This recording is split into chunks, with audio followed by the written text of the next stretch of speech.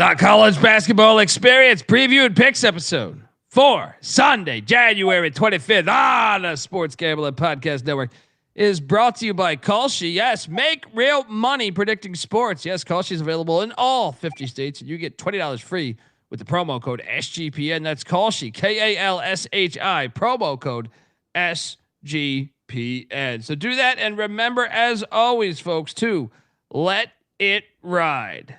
Hey, this is Pac-Man Jones. You're listening to SGPN. Let it ride.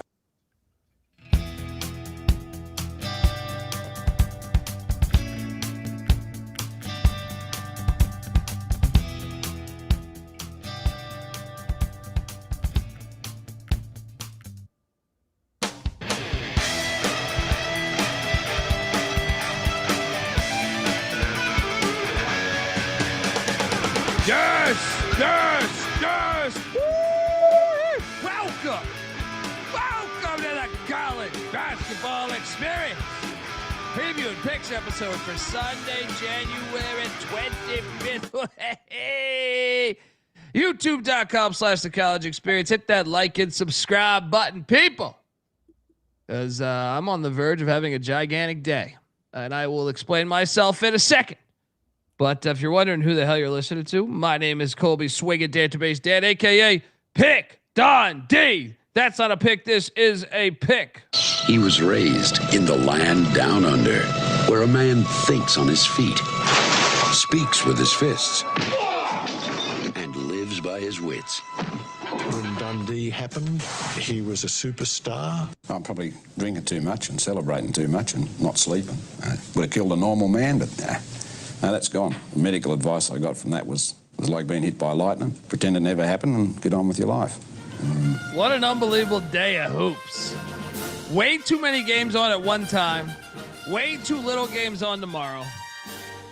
But still through it all was a fire day of college hoops. Shout out to the chat.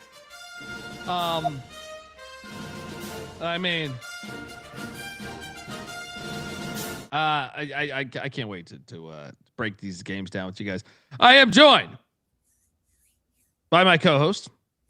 He is also the host of the College Football Experience. Make sure you check that out.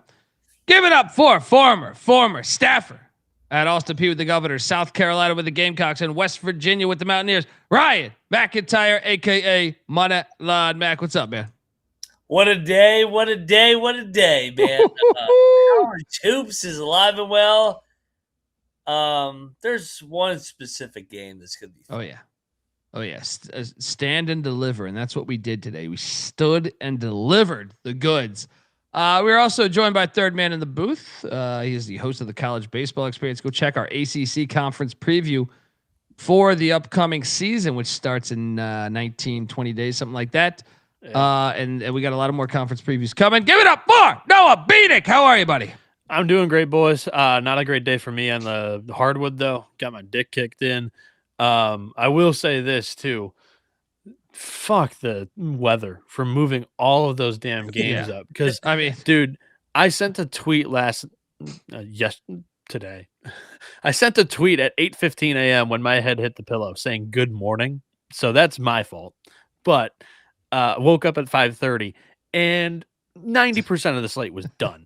So fuck that. It did. No, honestly, I like to talk shit because I have the 9 TV setup, and we had a major problem today. 9 TVs was not near. There was like 70 games on at the same time, and I'm like, God damn it! I'm using my. I went to the laptop for the 10th. I'm trying to like score monitor on my phone for the other ones, and like I also think you can't go much past 10 because your attention span as a human being can't go like even at 10. You're just like, what do we got going here? I'm glad we made Riding Too Low some money, but yeah, I lost my ass. But we'll talk about it. We shall talk about it because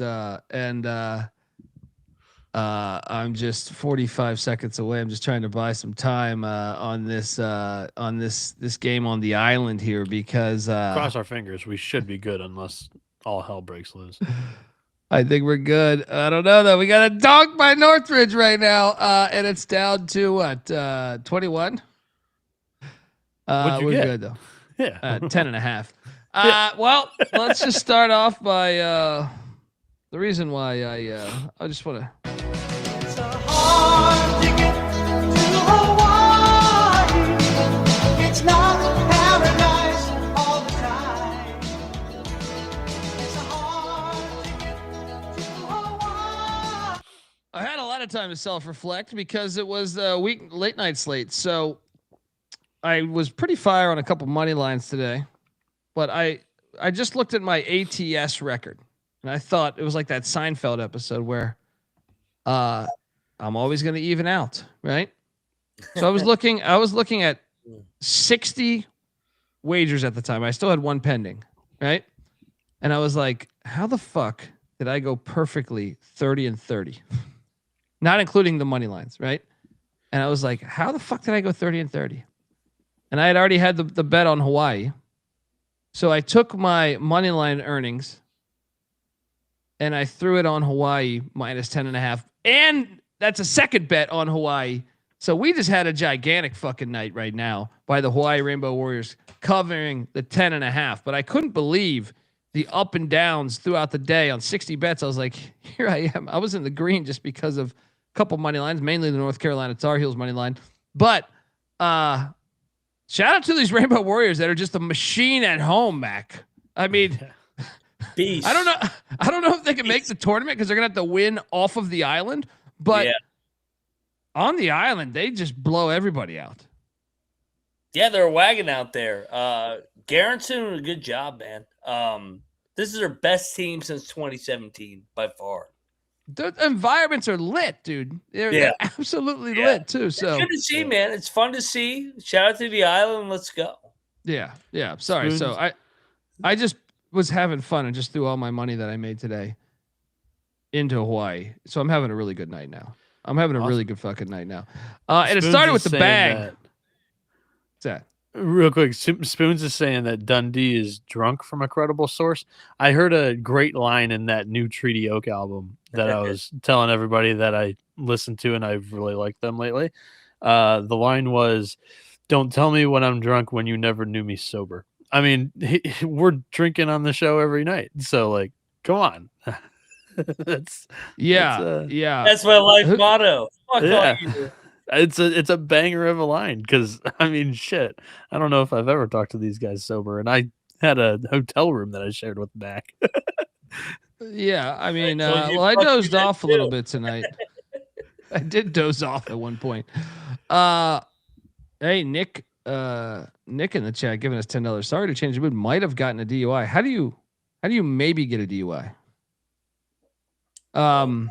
I'm glad you're okay though. Wrecked your car for good, and I hope all is good with it.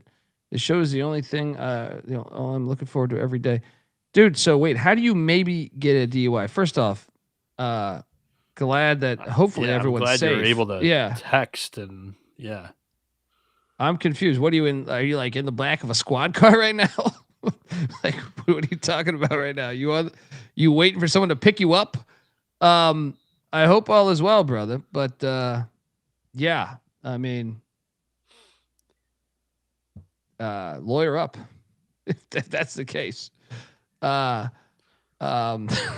don't know what to say to that. I've had a lot of comments in here, and I don't like. I'm so confused on that one because it's like I don't understand how you maybe get a DUI. I went to the hospital and they didn't take me to detox. I have no idea what's going on.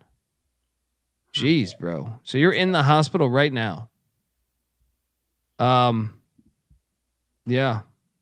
Then don't did they take your blood? Did they take your blood? How many drinks were you? You got to lawyer up. If you're on the fence of like right around that 0.08, pay for the fucking legal fees, dude. Pay for the legal fees. Yeah. Yeah. You were drinking water, if you ask me. Well, no, like honestly, like there's times where I know I have friends of mine where they've like they went to a baseball game and they had like two beers or 3 beers, and on the way home got pulled over, and they were right at that 0.08, right?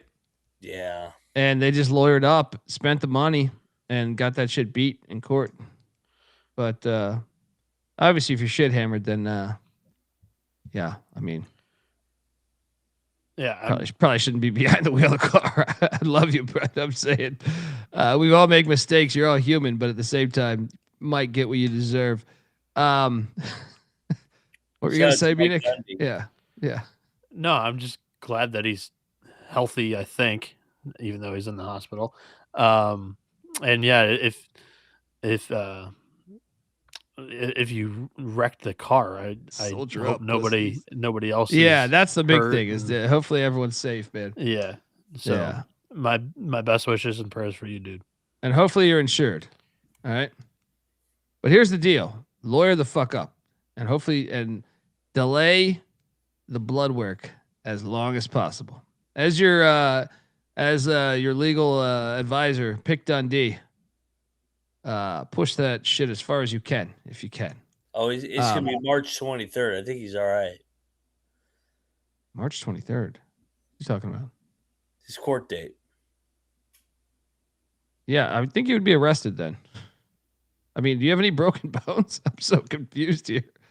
But yeah, I mean, it is all a trap. I mean, look, you can't get shit hammered and drinking and driving, but at the same time, like 0.08, I think it's pretty phony what they come up with that thing. It totally. They trap you to these fucking places, and then they're like, "Yeah, we're gonna hold you by that." Yeah. It's like they know it feeds the economy, so they do that on purpose. That's like what Mike Gundy said. I'll punish him more by running the football more with Ollie Gordon. Yeah. I mean, that's what I'm saying. The Mike Gundy thing, everyone blew that. Oh, you can't say that in the microphone. Well, it probably wasn't the smartest thing to say in the microphone, but at the same time, like everybody agreed. I don't think he was lying. He wasn't lying at all. I was just like, yeah, I think we've all been there. Where you have, what's that gray area, right? You're telling me everyone that goes to the fucking Patriots game tomorrow is not drinking? Oh, or the Seahawk game? Like, Yeah. I am so sick of all this.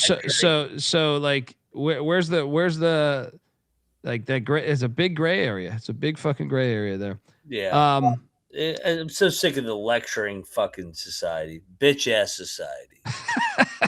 Fuck off. If you want to have a couple cocktails, you got to live with the consequences. Well, you can't also be a fucking moron and do Can't be a moron. I agree with that. We've all been there, but I'm saying like, you can't be a moron too. All right. I mean, nowadays too, like we didn't have Uber back in the day.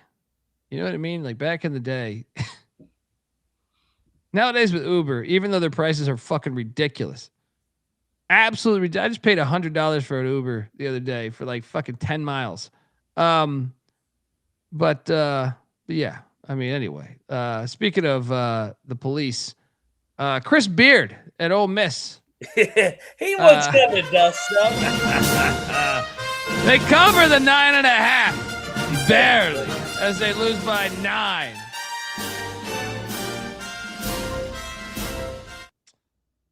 I'm with you, Jeff Sharp, but that's not the case with some of my friends. But yeah, guys, I thought Ole Miss was live to win this in the second half at one point. Your boy AJ Storr had a gigantic game, 20 points, 3 steals, 4 boards. But has Mark Pope found something? Dude, they won 5 in a row. Yeah. How about these big blue? That LSU, that Leitner pass ignited it all. And by the way, shout out to the people that sent me that video. Joe Klein, the former Phoenix Sun, who's broadcasting the Arkansas Razorbacks, talking about how they should advance the ball.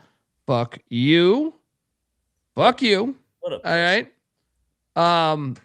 But yeah, great win. They found some. Who do they got next? Vanderbilt.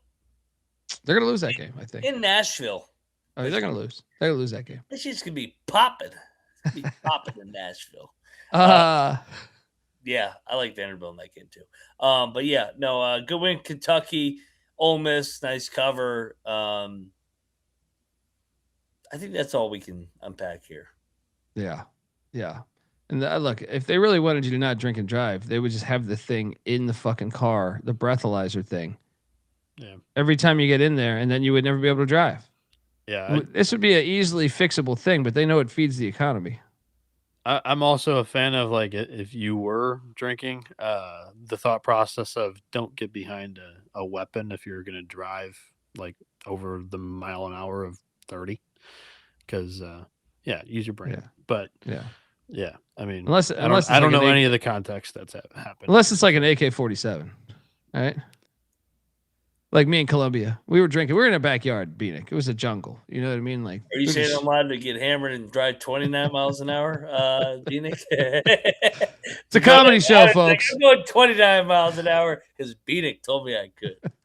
I mean, we were drinking rum and shooting off an AK-47 in Columbia. Does that mean Bieniek? He went away from this one.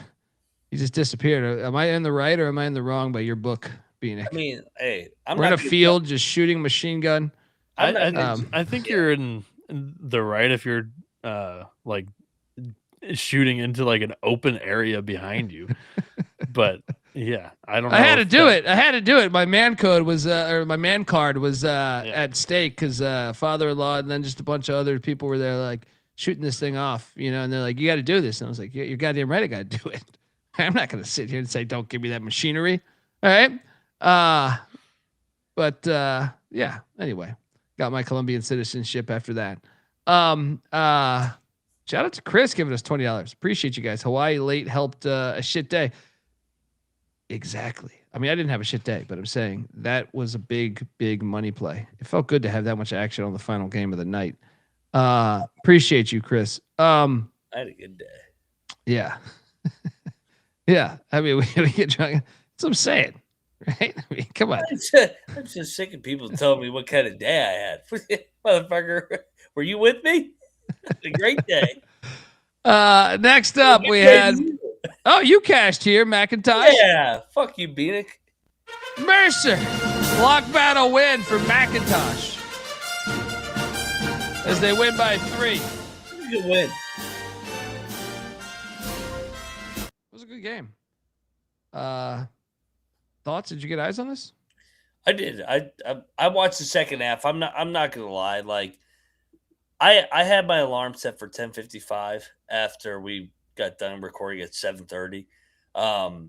I fell asleep sitting up watching the beginning of Kentucky Ole Miss in this game. So I woke back up, watched second half a little bit, kind of drinking my coffee, be like, oh my God, what time did we get done recording last night? It was a war zone. That was a war zone we were in last night. We were in the trenches. They're talking about this snow. Echo leader to Raven, come in now. Shout out to the Terriers for taking down Bieniek, who's behind the boards. He doesn't want to deal with this smoke for these Mercer Bears. Yeah, I didn't even wake up to join the fight. So fuck. You weren't even close to waking up at this. God's here. God's here again. Next up, he's in the window. All right. Bellarmine, North Florida was a fucking classic. North Florida 117, Bellarmine 114. Did not bet this game, but shout out to North Florida, who's all of a sudden just rattling off wins. How about Cameron Oriole? 33 points, 15 assists, 3 boards, 1 steal. Dog. Mac, your thoughts on the Yankees taking down Bellarmine? You know, they had a nice left side of the infield there with Derek Jeter and Alex Rodriguez, and they fielded their positions well. And shout out to the Yankees on a nice win over Bellarmine. Yes. I'm still pissed about that little shithead kid. Jorge Posada. Jeffrey Mayer taking the ball from Eddie Murray.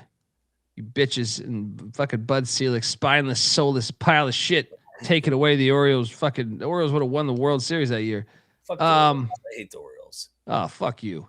All I'm right. a Nationals fan. Fuck the Nationals. What is that? Go to the Walgreens. Get your long ass receipt. All right. Get the fuck out of here. Get your prescription filled.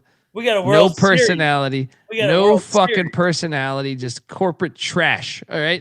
You guys in that fake ass Masson deal you guys got. Masson, mashed potatoes, whatever the fuck. All right. We're one of the originals. All right. Kiss my ass. Fuck. Oh gosh, man. Why? Just why? Because I like the Nats. I don't go like deeper into that one. Fuck the Ravens.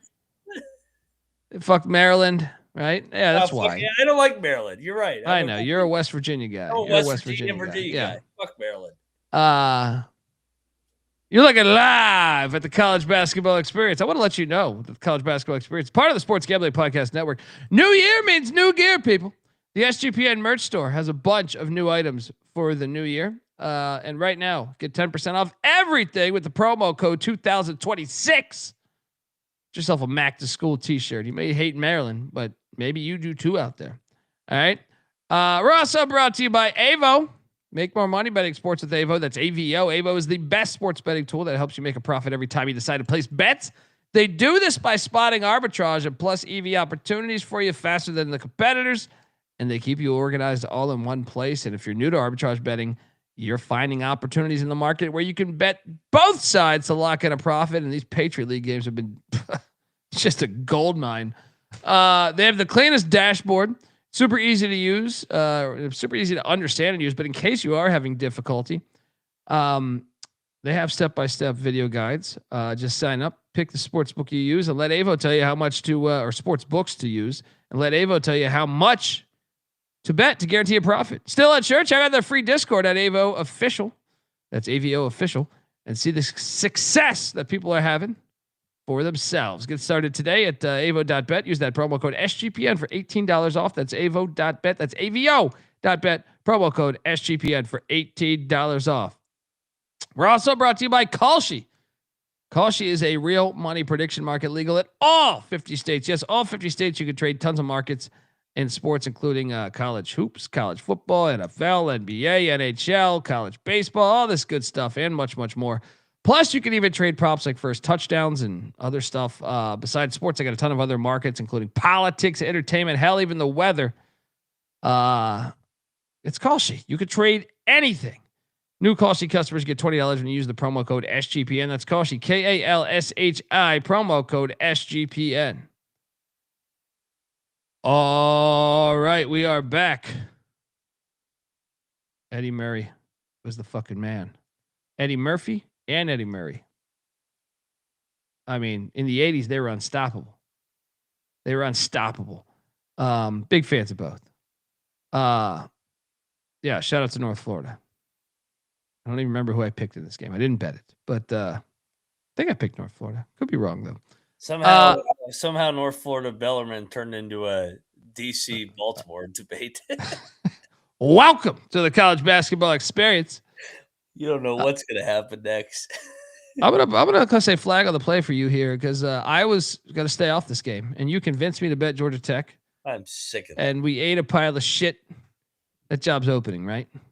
1 to 10, the strength of that job opening after the year. New athletic director. He also we've tried to sync him for Stoudemire. He big game coach, or at least when they play a great dude. Interviewed him. Hell of a nice guy. Hell of a cool, chill terrible, dude. Though, like you can't. Bad basketball coach. I don't think we can. I don't think both can be true. All right, both can be true. Cool people are out there. All right, and they probably can't coach basketball. A lot of them. And he got cheated by the Lakers in the early 2000s. He did. That was part of David Stern shit. Yep. That's how. And it's been rigged a lot longer than that in the NBA. Yeah, I'm interested what the new athletic director does, because if a coach goes 9-9 in their final year in the WCC and 6-7 in conference, I think that is worthy of an ACC job in Atlanta, right? What a hire, dude.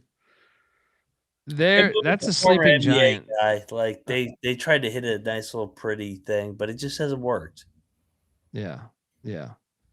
Gobeef says just because he's cool doesn't mean he's smart, Colby. Correct. I'm not saying he's smart. He may be smart. He might not be. I only hung out with him for about 10 minutes, maybe 15 minutes. But I can tell you this. Out of all the ACC coaches that I met, if you're telling me I got to go have a beer with one, it's probably Steve Forbes, number one. But number two might be David Stoudemire. Number two might be David Stoudemire. And then Will Wade. Yeah. Those are the top three. Am I forgetting? I like this. It's like our Royal Rumble rankings. We do beer, Best coaches to get a beer. Smith's underrated. He's a real dude. He seemed like a great dude, but I also don't know if he's the dude to like relax on a beer. You know what I mean? Yeah. I can tell you who I wouldn't want to have a beer with. Pat Kelsey. Yeah. You're at a 10, dude. I need you at a 2. All right. John Shire. He was actually cooler than I thought he was going to be. He's weird. He was cooler than I thought he was going to be. But he would have people like looking like from the rafters. They'd be like, well, hey, but you're tipping your beer the wrong way. By far, though, the 1 seed I think is Forbes, 2 seed Stoudemire. I don't even think anyone's close. Like Wade probably is the 3 seed. I think Jay Lucas or Jai Lucas, however you want to pronounce it. I know I've asked he was cool too, man. He was really cool. He'd be a good. Yeah. He ain't gonna drink beer though. Yeah, only because he's probably got a million stories. 1, because of his dad. 2, because of his experiences. So. But he was a really cool dude, really humble guy. I thought, man. Who are we forgetting in this conference? I feel like we just nailed Brad Brownell. He might be cool. I got to talk to him. It doesn't strike me as a guy that was like, but I would say for sure, Forbes, Stoudemire leading the pack in the ACC drinking experience. We can do this for every conference. Brownell might be a great guy to have a fucking beer at a dive bar. Nobody. Yeah, that's some of these ones. I mean, just from life, from my experiences in life, doing stand up and stuff, meeting other comics that you don't know. Sometimes the ones you think would be the cool one to have a beer are terrible, and vice versa. So, but I still think you're playing percentages, and heavy favorites in the ACC are Forbes and Stoudemire. From my resume, I think I can pinpoint who is a pretty good candidate to have a beer with. I believe we're specialists at that. I work for arguably the greatest guy to ever want to have a beer with in the coaching industry. I mean, and I don't think it's close. It's like, I mean, shit. Just the story, unless you're Catholic. He had a literal trash bag filled with recyclables in the front seat of the car. Yeah, like, I feel like I'm pretty qualified on this topic. And honestly, the second guy I work with, if he didn't have health issues, he was fun to party with too. How about this from Feels Bad, man? Yeah. But he had to stop drinking. He was smart and he stopped drinking to save his life. This is a great callback. If you are not familiar with this, at Mountain West Media Days, I got there super early this year. It was great. I was choking on a potato. It was rather fucking hilarious. Was like, I'm there so early that all there is a table with Eric Olin, Brian Dutcher, Steve Alford, one other coach. It might have been Joe Scott. Yeah. And they're all sitting at a table. And I get my breakfast and I sit at the table next to them by myself. We're the only fucking people in the cafeteria part of this fucking room. Right? Besides the employees, there's a couple people working there setting up shit. And I sit down. I go to eat a potato. And it just accidentally just sucks down my throat. Just like I didn't get to bite the fucking potato. And all of a sudden it just goes down. I go, and then I'm like coughing. I mean, and I'm fucked. I'm choking here. And I got myself an apple juice, but it was like the bottle of apple juice. And you know how they have that thing you rip off the top? It's like plastic and it rips off. Well, I ripped that off, but the whole thing stays on top of it, right? It stays on top of it. And I'm like, fuck. And of course there's no knife. All I have is a fork and I'm trying to get through this thing and it's not doing anything. It's just a plastic fucking fork, right? So I can't get to my apple juice. And I'm like, rah, rah, rah, right? And I'm like, I stand up and I'm coughing my ass off. These coaches could give one fuck about me choking. And I go over and I all they have the next fucking apple juice I grab, I do the same thing with. And I'm like, God damn these apple juices. And then I'm sitting there and I'm like, okay, they're just setting up the coffee. Like the guy is just putting it down right now. There's no water out. They have the ice in the water, but no water, right? So they have like the water like cooler where you can get that from, but it's only ice right now. There's no water. And I'm like, holy shit, I'm fucking dying here. I'm dying over here, right? So I go to the coffee station. They don't even have the cream set up. I just fill up a big fucking cup of coffee, burning fucking hot because they just put it out there. Just so I don't choke. Just so I don't choke. These coaches, these scumbags, aren't even paying attention to me. Almost dying. Unbelievable. So are you going to answer the question? Like, which ACC coach would help you in that situation? Forbes, definitely. I think Forbes. Forbes is a 1 seed at both. Madsen is a good one, though. That's a good dude. Madsen, I can see. Yeah. Good dude. Yeah. But the pieces of shit, Kelsey, Shire. Dude, Shire was better than I thought he was, though, man. This guy's calling him a piece of shit. I don't even think Kelsey's a piece of shit. He's just so much energy. Duke shit. He's full of shit. Shire. Kelsey's like, you just naturally hate anybody that's at Duke. I get it. But Kelsey is just, he's too much energy. Yeah. He's full of shit. He's just like comes in just, I'm just like, God damn it. It's like, I'm not ready for this interview. But yeah, I almost died at Mountain West Media Days. Pretty fantastic time. And that's our analysis on Clemson, Georgia Tech. Thanks for giving me this loser of a pick, Mac. This is on you, all right? Not me. No accountability here. Zero accountability here. All right. Next up. I mean, we should have bet this one. Come on. Come on. How bad is this broke? Imagine dying in the dining room of a Marriott with Steve Alford looking down at you. Or Noah and Alfred, he would have tried to do the Heimlich and fucked it up. Broke some of my ribs or something as I die. What do you think Jeff Capel would have done? Jeff Capel? He would have thrown the ball out of bounds. This team is so bad. It's so No, he's done. He was even saying, did you see his presser? Yeah. I told the team we were going to get booed coming into the day today. And we got booed. That's hilarious. I did not see that, but that is so funny. He did. He goes, if you play bad, expect to be booed. Dude, there's not even people in that arena. Pitt basketball their fans do not show up for basketball either. They don't show up for football either. They suck in life. Do you guys like how he put the dog shit in the Pitt's mouth, the Panther's mouth? That's pretty fire, right? Oh, Carlton. Shout out to Carlton. I mean, the Pitt demise is so great. I mean, I can't even. The people that were DMing me, I hope they're alive still. I can't get a hold of them. Can't get a hold of them. Hold on, go back to that comment. Go back to that comment, please. The one by Jackson. Shout out to Jackson. Love the show, but I just keep losing money. I'm curious though.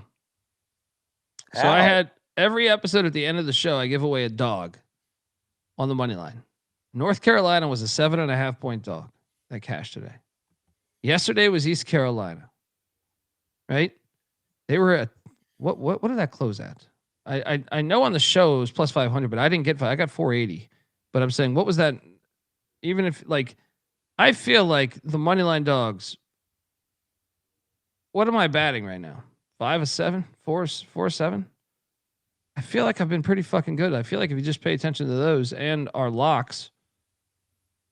I mean, we bet a shit ton of games. If you're not going to bet the amount of games we're betting, there's a path to lose money because we're not going to hit every fucking game.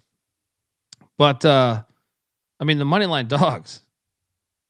This is a blueprint. Okay, let me just go back here. Let me just see. Well, I mean, I'll just go in the last 5 days. I've hit Wichita as a plus 380 and North Carolina A&T as a plus 390 and Ed Cooley today. I don't remember last Saturday, but I know last Saturday I was on absolute fire. I made a killing, but I don't remember if I hit my dog or not. I don't remember if I did.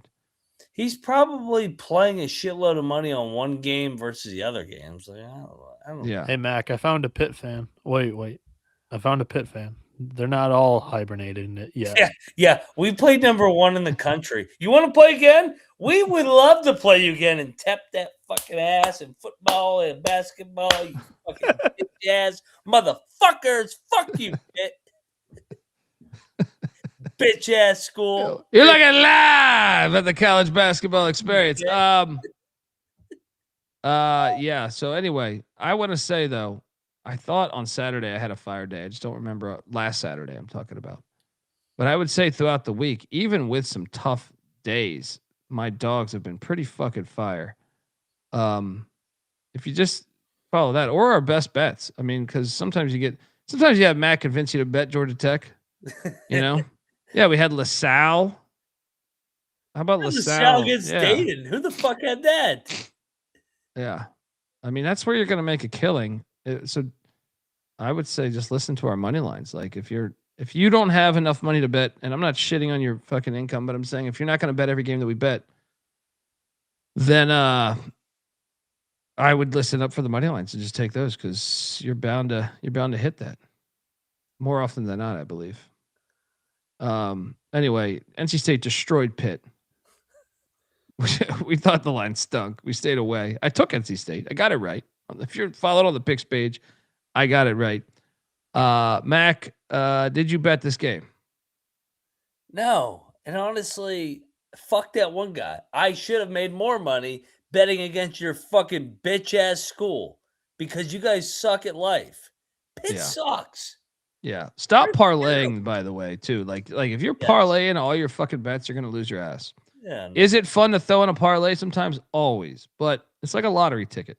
Dude. If you're parlaying all these fucking games, you know, it's just Robert Martin had Gardner Webb on the money line the other day. I think we talked about it, but we never actually gave that out. But we were saying they're gonna win one of these. Shout outs to the Pussy Pack. Next up, Vanderbilt, Mississippi State. Hey, shit on this. Good. I had the discipline to not bet this, but Vanderbilt won by 30, 32 to be exact. Chris Jans, Mississippi State, only 56 points. Boo. Mac, thoughts? Horrible play. Good. I mean, good bounce back for Vanderbilt. What the fuck is wrong with Mississippi State again? Like they are so up and then way down, and then up and then way down again. Yeah. Did that guy not watch the game September 13th? I mean, are you that low IQ? Riding too low IQ, I think, is what Mac wants to end the username with there. But yeah, that's the second straight Mississippi State lost by 20 plus points. That's rough. I'm sorry. The team's just not that good this year. I mean, I still picked them, but I'm saying, I did lose money here though because I locked up Elon against Charleston, and Charleston won by 10. Yep. What is this Elon team? How can you be that good at Virginia Tech, you bastards? Ate a pile of shit there. Mac, your thoughts on this one? We ate shit. A good win for Charleston and Chris Mack and company as they continue to roll here. They're a contender. Good program. Yeah. What the fuck, man? God damn it. I ate shit. I got too cocky last night. I was dancing. I go, Towson's back. They got their ass beat today. What the fuck? Yeah. You got a little too cocky on this one. But well, I mean, I'm 4-1 since everybody. How about A&T, buddy? We should talk about them for a second. Yeah, they stopped fixing games. That's true. They're not bad this year, man. Yeah. They're not bad. Shout out to the Aggies of North Carolina, A&T. Next up, let's just get to it, man. Let's get to it because it was one of the better calls, I believe. Is this Carolina? Yes. This is a fun game. It was a really fun game. The Tar Heels battle from down double digits and win outright in Charlottesville. Great rivalry. 85-80. This was my money line play of the day that I locked up on the very end of the show. I was also on VSiN giving this away as the best play on the board.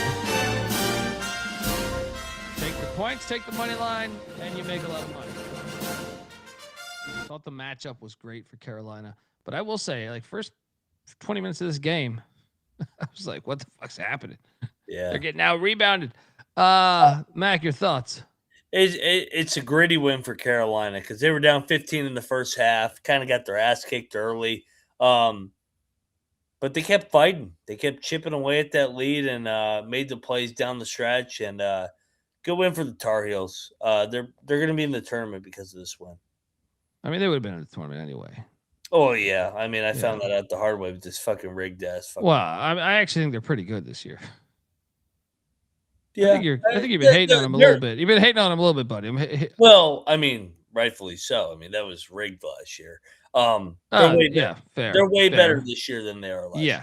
I agree with you there. Yes. And it was rigged last year. I do agree with you there. Yeah. I mean, not gonna hide from that one. Not gonna hide from that one. But the Tar Heels. Who do they got next? Georgia Tech. Okay. They'll probably lose. They'll probably lose that game. It's in Atlanta. Georgia Tech money line again. it's in Atlanta. They're probably going to lose that Is game. Duke on deck? After I praise them, is Duke on deck? It probably is. Yes. No. It's not Syracuse. They have a home game against Syracuse before. That's never mind. I'll probably still Tech. Yeah. Shout out to the Tar Heels plus 270 on the money line there. And that's just the closing number. Depends what you got. I think there was 280 out there. Also, cashed on Niagara Falls. This line was ridiculous. It was insulting to us Max specialists. All right. Niagara Falls was getting 9.5 or 10 points. What? The fuck out of here. I am so sick of it, Mac. Easy money with Niagara Falls. I was actually fearful that this game was going to go in overtime. We were going to lose the cover. I was like, don't you fucking tie this game up. Don't you tie this game up. Easy money, Mac. Your thoughts? I'm going to go grab a beer. Talk about it. That's when you know you've watched too much MAAAAC. When you're thinking about, oh shit, I'm getting 10.5. It's going to overtime. Is there a path where we could lose by 11? I mean, it's a ridiculous line. Sacred Heart, who the fuck are they to be laying 10.5? Ridiculous. Pop that Viagra. That's a nice 4-hour cover there. Yeah, they were lucky to escape with a win here.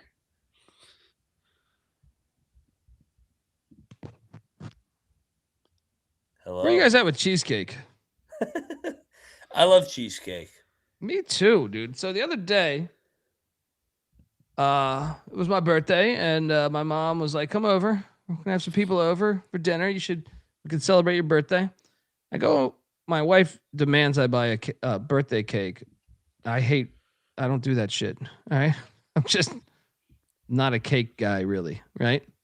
Unless it's cheesecake. So like, we go to the store, we buy an expensive fucking cheesecake.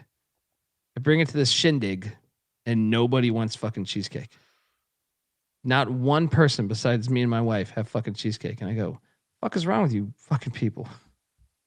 Nobody wants fucking cheesecake. 10 people. I'm more of an ice cream guy than a cake guy, but I'll eat. Yeah, I'm not a cake. Like, to me, cake sucks unless it is cheesecake or ice cream cake. Actually, ice cream cake would probably be the second one. Yeah. I'm not a huge fan of icing. Like no cupcake, no cake. Yeah. Like I'll eat it if it's there. Fuck normal cake. Normal cake sucks. All right.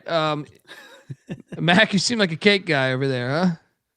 I like all fucking dessert. I'm not gonna lie. Like I like ice cream. Look, I'm not gonna complain if someone gives me a piece of cake. He goes, I'll eat everything. I like pussy. I mean, goddamn, I like all the dessert. That's pie. Pie, ass, pussy. I mean, you go. Where you guys at? Where you guys at with pie or cake? Pie or cake? Depends on the pie, but probably pie. Yeah. What's the flavors? Yeah. I like them both, man. They're both. What's good. the worst pie? The worst? You hate pumpkin pie? No, I don't I don't hate really it, like but- pumpkin pie. Pumpkin but pie is I an iffy one where I like it, feel though. like, yeah, like my wife was not prepared for that shit. She's like, "What the fuck Yeah. is this?" Yeah. Apple pie, she's in, but I feel like pumpkin pie, she's like, "What the fuck is this concoction you filthy Americans are doing over here?" Yeah, yeah, I don't know. I just was dumbfounded. I'm like, dude, this was an expensive ass cheesecake too. Like it was fire. So I just saw it when I was grabbing a beer because I have like a bunch of shit left over. I was like, I'm gonna get fucking diabetes over this week just eating the goddamn entire cheesecake. Anyway, that's our analysis on Niagara and Sacred Heart. Shout out to the Purple Eagles there. Somebody said I rhubarb. can't believe we lost. Fucking wait. Fuck this team. The fuck did West Virginia lose this fucking game? How the hell do we lose this game, dude? We're catching a ridiculous number here. We're getting 19 and a half points. It was a fucking like 10-point game at halftime, but really Wake played good the first half. Up 11. I mean, how did we lose this? This was the right side. Yeah, pecan pie is absolute fire. If you don't like pecan pie, you can just fuck off. Pecan pie with some fucking ice cream, that might be the greatest shit on planet Earth. All right, like Very if we're sending solid. shit to aliens to validate us as a decent being, planet Earth being solid, you got to send a piece of fucking pecan pie with some fucking ice cream. Ah, you kidding me? I love Crazy dessert. and- Like You love what? I said, I love dessert altogether. Like I'm a sucker for dessert. Yeah. The sweets. So you're stuck on an island. You're stuck on an island. You only got one dessert.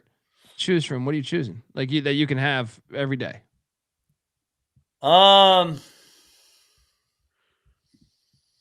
It's probably gonna be brownie and ice cream, man. Really? Yeah, I It's love all- brownie. Yeah, brownie and ice It's cream. so reliable, man. Like I love a brownie and I just love some ice cream.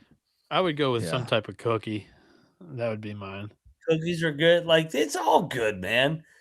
That's why fat people are fat. Like they love chocolate. That needs to be on a graphic of like whatever you want to call like a source or whatever from a quote, and it's like it's a nice quality quote. No, it's just to be like that's why people are fat, and it'll be. I don't know if I buy into his theory. Dessert tastes But it's why good. fat people love to drink fucking beer too. Like they're like, oh yeah, beer's good. Tres Dessert's leches. good? Yeah. Look, I just don't buy into your theory. I was so I dozed off a little bit watching. I don't understand. Siri, I was. But I could What search in the the web. world? Is that Okay. mine or yours? Oh, I don't now know we're what's getting happening sued. over here. Now we're getting sued. Fuck you. What the fuck was I about to say? I don't even remember anymore. Oh, I don't buy into your dessert angle because I dozed off watching the Baptist game, right? Because I didn't get any sleep because I slept like 3 hours, and my wife noticed that in her opinion, Cal Baptist was pretty boring, so she put it on Forensic Files tonight. So I woke up to Forensic Files, and they were like interviewing this whole goddamn town in Texas, and like the whole family, God rest the victim's soul, looked exactly like the victim, and they were kids. All of them were fucking just completely overweight, and they looked exactly like their mother, right? And I was like, that's just shitty genetics, man. That's not them having too much fucking peach cobbler. You know what I mean? Like that's just you got dealt a shitty hand from the start, right? So I'm gonna just say that your theory is not all the way. It was. Your theory on the desserts, a lot like North Carolina's resume to get into the tournament last year. But brownie and ice cream, I will agree with, is a fire dessert. I don't know that I would put it as my 1 seed. I do like key lime pie, but I think pecan pie actually would be the 1 seed. Pecan pie with ice cream. Pretty fucking hard to beat for me. Go Beeves says that was a Russian spy. Yeah. I remember when someone was asking me why I didn't do the birthday show the other day. And I was like, last time I did a birthday show, we got shut down on YouTube for like a month. Did. Yeah. So That was like 2 years ago. that was a bad idea, but yeah, It was excessively played Hulk Hogan's theme song. Yeah, I think it's from that other song, but that was one of the songs that we've got sued over there. So Yeah, some of it is just shitty genetics, though, Clark. You know what I mean? Like, I'm sure they've tried, dude. Like, I think about that sometimes because, like, now that I'm back in the cold, it's like some days I don't get the exercise I should be getting, and I'm like pretty thankful that my genetics keep me kind of just decently in shape. And I'm like, damn, I should be in better shape. When I was in LA, I was in better shape. And then I'm like, genetics saves the day. Some people just born looking like George the Animal Steel. You know what I mean? So it's like you're just fucked. Anyway, that's our analysis. Mac, how do we lose this game? I don't know. Fucking Wake Forest sucks. Dude, they were in this thing. I feel We're up like fucking 10 early. yeah. Like, and they just fucking, I don't know. I feel like this was the right side. We just lost the game. Good for Duke. 48 points in the paint for the Blue Devils to 16 for Wake Forest. Yep. Duke You will ready? feel good about themselves and they'll lose the Sweet 16 again. They suck. Is it pecan pie? Pecan pie, Josh? Pecan pie. It's like coupon or coupon, right? Pecan. Yeah, we're having a slice of pecan pie. Pecan pie. or peckin'. Pecan pie. Let me tell you something here. Creme brulee is up there. Creme brulee is up there.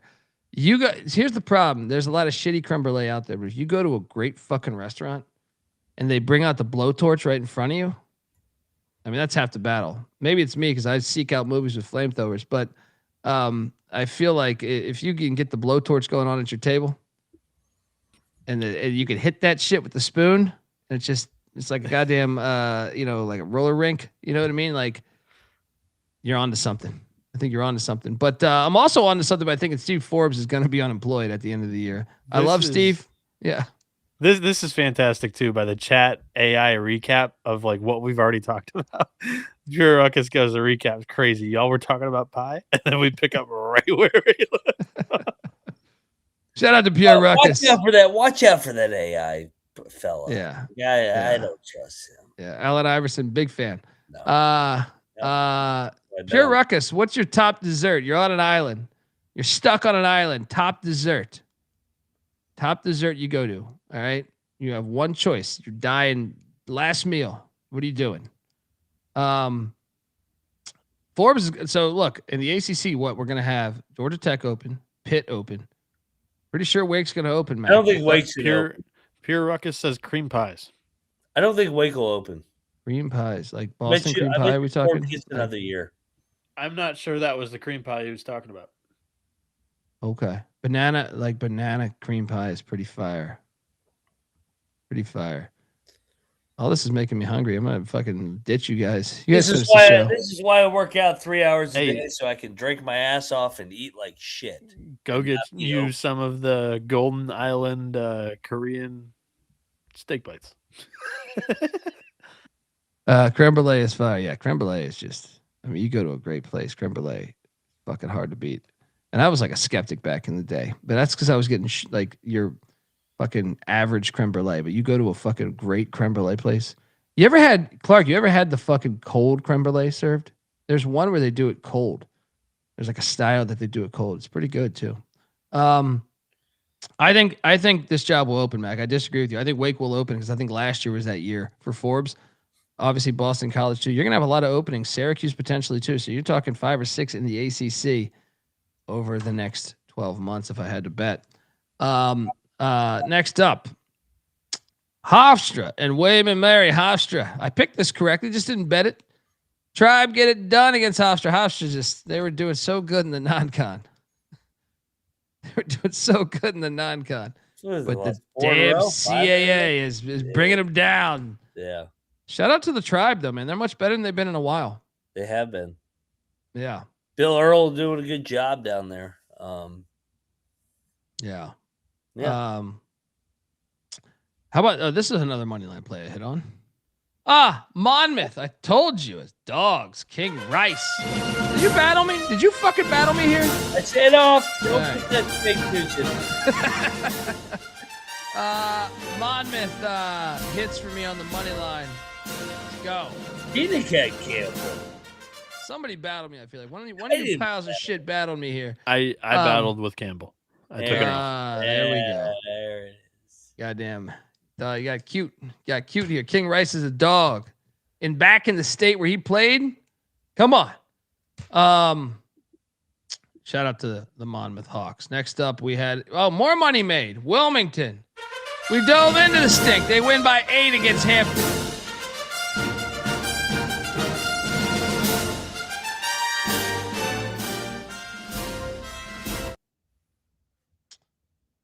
Next up, what the fuck? Somebody take our fucking This was a ass crime and scene. go. Let me ask you guys something. It's a belt. Good Bieniek, I still don't know why you're playing God so much, but Plain God. I just not seeing your face and hearing your voice is fucking strange. Yeah. Is it? Oh, I didn't like popping in and out like and I know moving you're the you're entire probably eating like goddamn Klondike screen. bars. We do this shit, but Tell me his daddy. with Kevin Willard looking so good at Villanova, and this being Buzz's first year at Maryland, are Terps fans going irate? I wonder. I haven't ran into my older brother lately, but he's pissed off that they're in the Big Ten. So I don't know. Yeah. He still watches, but he's still fuck college sports with them going to the Big Ten. Mac, what the hell was this? I mean, this is a 43-point win. How good is Michigan State? Very. I didn't think it was possible. Everybody just wants to cheat, do the NIL, bring G League guys back. And Tom Izzo goes, all right, well, we got 26-6 last year. I'll go 18-2 this year. This guy's amazing. This Tom Izzo guy is incredible. This has got to be more about Maryland. This has got to be more about Maryland, dude. You can't score 48 points in a game. Oh yeah, I mean that's not very good. And Maryland fans, if you're out there, I'll have you know that East Carolina scored more points than you against Michigan State. All right, and we're no offensive juggernaut. It was in the chat last night. Is there any possibility Maryland pulls the plug after 1 year and hires Skin? No. But they're going to drop that ball too, though, man. You know why, Bieniek? It's because they're going to fire Loxley first. True. By them bringing back Loxley, that means they're putting their money in order for that, I think. Buzz will win. Buzz will win at Maryland eventually. And if you look at Buzz's track record, the first year he always sucks. He's always won. He'll get him to the round of 32. It'll be cute, and maybe they'll get to a Sweet 16, but that's about it. But 48 points? Yeah, terrible. Buzz, buddy. Got to stop with the 3-piece there. What about the wife beater shirts? What's that about? He's like flexing in the locker room. I'm like, what's he doing? Is he going back to school? What's going on here? Remember he was the coach of New Orleans for a year? It's hilarious. Next up, Nebraska, Minnesota. Look. I'm done with this. First half money line hit. But what I gotta give this, I kind of highlighted this. I highlighted this, but I faded what I said on the VSiN show yesterday, or maybe it was Sports Grid. I don't remember, but I think it was VSiN. I said, I've faded Nebraska a lot in the past month.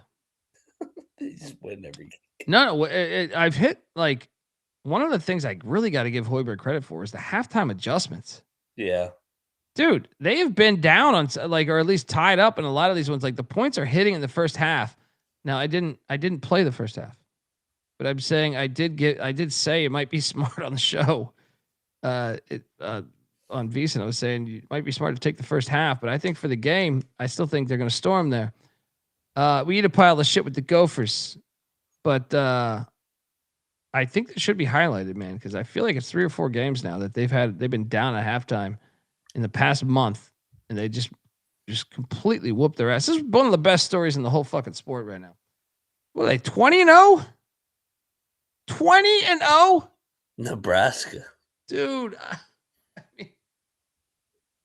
What? Yeah. Unbelievable. Is that better than Indiana going 16-0, Mac, in football? No, because Indiana won the Natty. Easy question. But pretty damn good though. This was Bieniek's dog. That's how I knew we were fucked. When Yeah, Bieniek said, fuck at the you, barn, they're fuck going to you. storm. I go, God damn it, Bieniek. Bad I news. knew I betted could at be that happy either way. So Fuck you and your fake ass overhead voice, and fuck you wherever you're at. Yeah. You guys said ghosts. Come on. No, I'm not. I did say that. That's what I'm saying. But I was on TV saying that it might be smart to take the first half. I didn't actually take the first half. They asked for it. We did a bigger breakdown on Nebraska than I anticipated. So I said, you know what? The one thing that has stood out is that he has made great halftime adjustments. So maybe we want to be playing the first half. I actually said those words, VSiN or Sports Grid last night, but I didn't actually listen to myself. Shout out to Pure Ruckus giving us $5. I haven't hit a triple lock parlay in 2 months. Apologies for that one. You've definitely been taking Mac and Phoenix picks. Next up we have AU and dude. The line was weird, or I felt like, I mean, how about AU, man? They stuck it to him by 9. Yep. They're up big Weird the whole game. game. Yeah. Shout out to Dwayne Simpkins and the Eagles for going up to Massachusetts and taking down fucking Holy Cross. Next up, more cash. Princeton wins by 10, holds ground to 53 points. This was a double lock. McIntosh, your thoughts? Finally, Princeton closed out and win at home. Yeah. Then we probably should have bet this, but we didn't. Morehead State destroyed Eastern Illinois by 5. Yeah. And now I'm gonna just give you the floor because I picked Ed Cooley in Georgetown, but I did not bet this game. But you, being the classic sicko, if you don't follow Moneyline Mac on Twitter at Moneyline_Mac, he live bet Georgetown on the money line down 23 and made over $1,000 on one fucking bet. But how funny is this? I look, I am friends with one Providence fan that I know of, right? His text to me. Is this Kramer's cousin? Yes. Shout out to cousin Mush. He's like, they gotta fire English after this game, right? And I say shouldn't have hired him, but then it got me thinking on because we don't text that frequently. He did send me a text back when they hired English saying, need to know your thoughts on the hire. And I said, dude, not qualified. Bad hire. And he goes, really? I think you're wrong. Well, my phone keeps receipts, actually, not me. But Mac, this is the funniest fucking thing that's ever happened this season in college basketball. Oh, because they called him Hitler unjustly. These fucking youths just say everyone they disagree with is Hitler. These fucking morons, right? You can tell we're so far removed from Hitler, they don't even realize. Good God. But Ed Cooley, this is the funniest shit ever, dude. The fact they were down and they come all the way back. That's funny. It's so funny. It's so funny. Oh, man. Oh, man. I mean, it was so bad. Those cocksuckers couldn't even fucking troll tweet me. These bitches, I haven't heard from them. This one guy goes, hey, man, at least you can afford rent. I go, well, you can come on down and we can drink some beer. Tabs on me because Ed Cooley owned your ass. This is ridiculous. This is hilarious. I mean, dude, this it couldn't have been better scripted. and, couldn't have been better scripted. and we love our guy Carlton. Carlton, you learned a valuable lesson today. Carlton lock battled me. He had problems, and he gave me the winky face at halftime, and I go, all right, I'll live bet Georgetown. Well, Annie sent me a text at 1:24 p.m. That says, and I'm about to beat Mac's ass in this lock battle. Buddy, No way. buddy, you got to learn something about you got to learn something about once you text that, you're fucked. Like historically, I mean, it's like Patty C celebrating my fucking gigantic parlay before the shit hit. You can't do that. You can't do that. I said you learned two valuable life lessons here. Never touch your wins before it's ending, and never bet on the fraudulent Providence Friars. I mean, that come on. Providence. This is so great. So that job's going to open, right? Yep. Surprised it hasn't already. A real coach. Yeah, I don't think so. I don't think he's going to want to come there. I'm curious where they go, though. Do they go to George Mason yet again? But shout out to Coley. I'm happy for him. Well, the reason why they actually could consider Tony Skinn is because of the Larinaga connection. Yeah. But what a win. What a win. Can Georgetown salvage their season with a win like this? They had lost 6 straight before today. Yes, they will. Ed Cooley, I'm going to keep saying this. Ed Cooley's a proven winner. He's going to win eventually. He knows how to win. He won at Providence. Kim English fucked the whole. Kim English. Look, I'm not even trying to bury Kim English too much, but he did improve George Mason's program from the Paulson era. He just wasn't very good. He was not qualified for a power gig at the time, in my opinion. Ed Cooley's going to win at Georgetown. I honestly, Georgetown's going to fuck around and finish 500 in the Big East again. Clark says Skin's not taking that Providence job. I mean, why? Just because another George Mason guy? What's the logic there? Is better jobs will be available? Perhaps. Next up. Shout out to Providence one last time.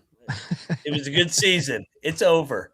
That was great. The Twitter is @moneyline_back. I still haven't heard from you guys. I mean, goddamn. Yeah. I'd hide too if I were you. Fucking bitch ass fan base.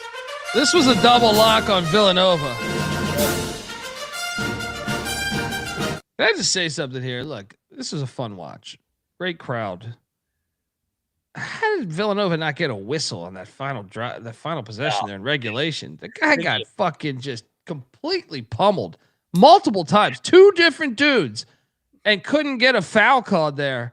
I'm not saying they would have won the game because there would have been more time for UConn to draw up something, but how do they have not a call on that fucking play? But what a game.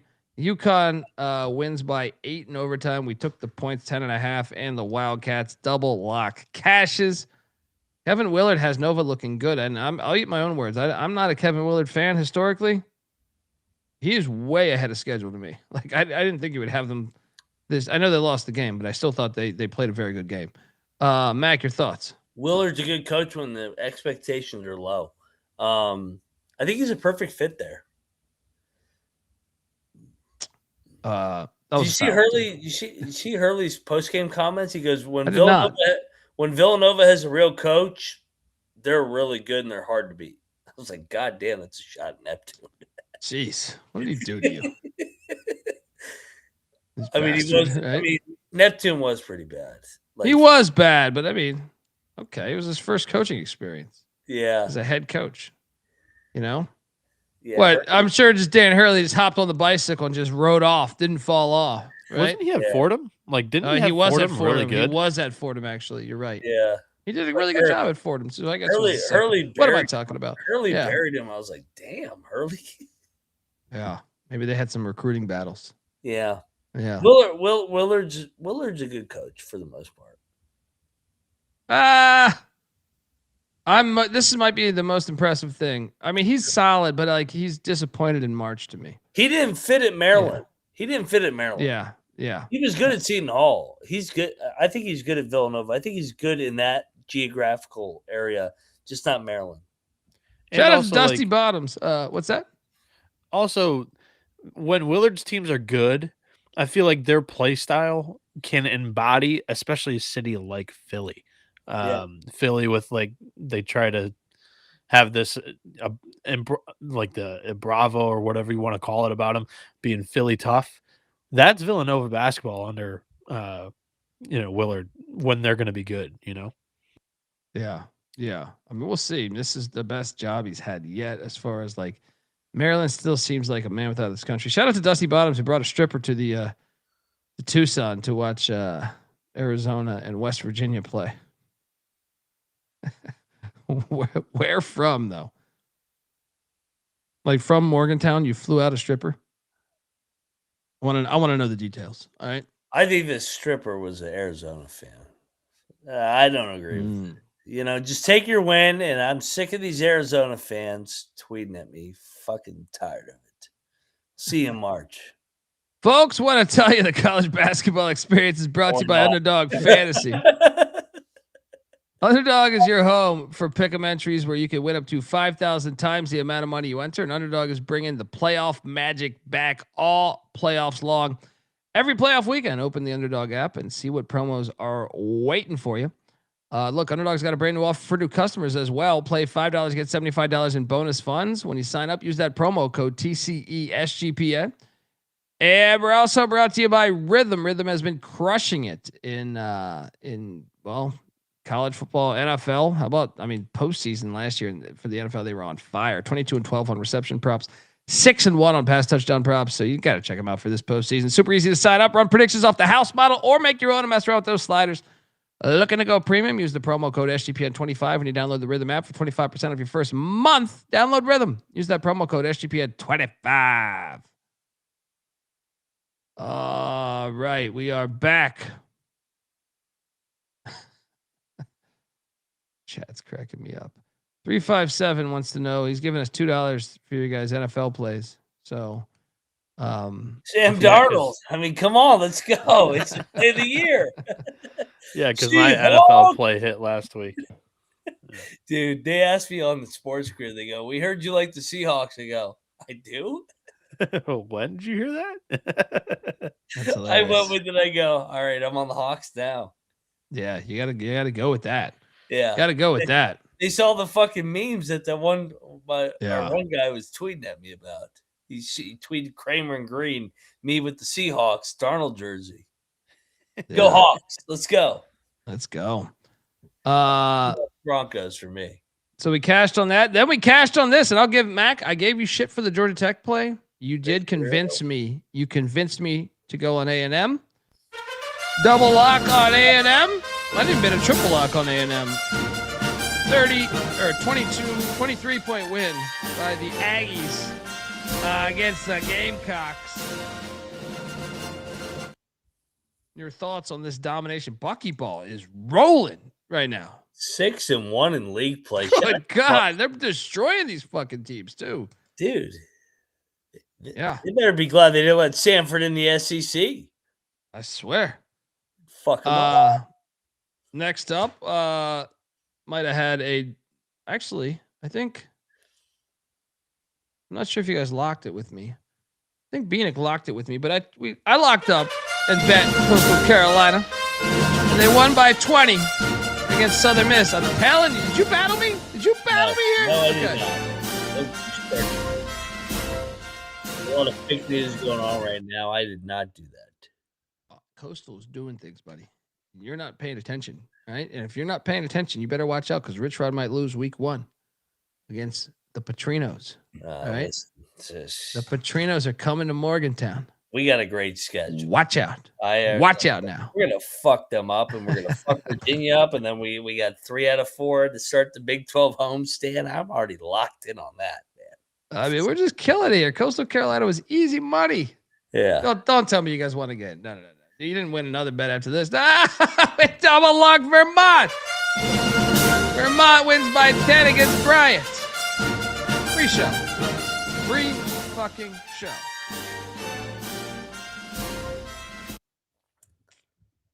Bryant's terrible. I don't even know that Vermont was that impressive today. But Bryant is that bad. Brian is bad. Yeah. Then I'm not sure if you bet this. I did not, but I picked Wright State, and Wright State stuck it to Northern Kentucky by 8. This Wright State team is pretty fire, man. Good game. Did you bet this? No, I took Northern Kentucky, but no bet. Clint Sargent's doing a nice job here. Year 2 bounce back. Scott Nagy obviously laid down the foundation, but I've been impressed, man, with Wright State. I think they got a chance to dance this year. Yeah. Yeah. Very impressive stuff there. Back to our winning ways. Double or maybe even triple lock on Texas as they stuck it to Georgia by 20 there in Austin. Hook 'em. Easy money.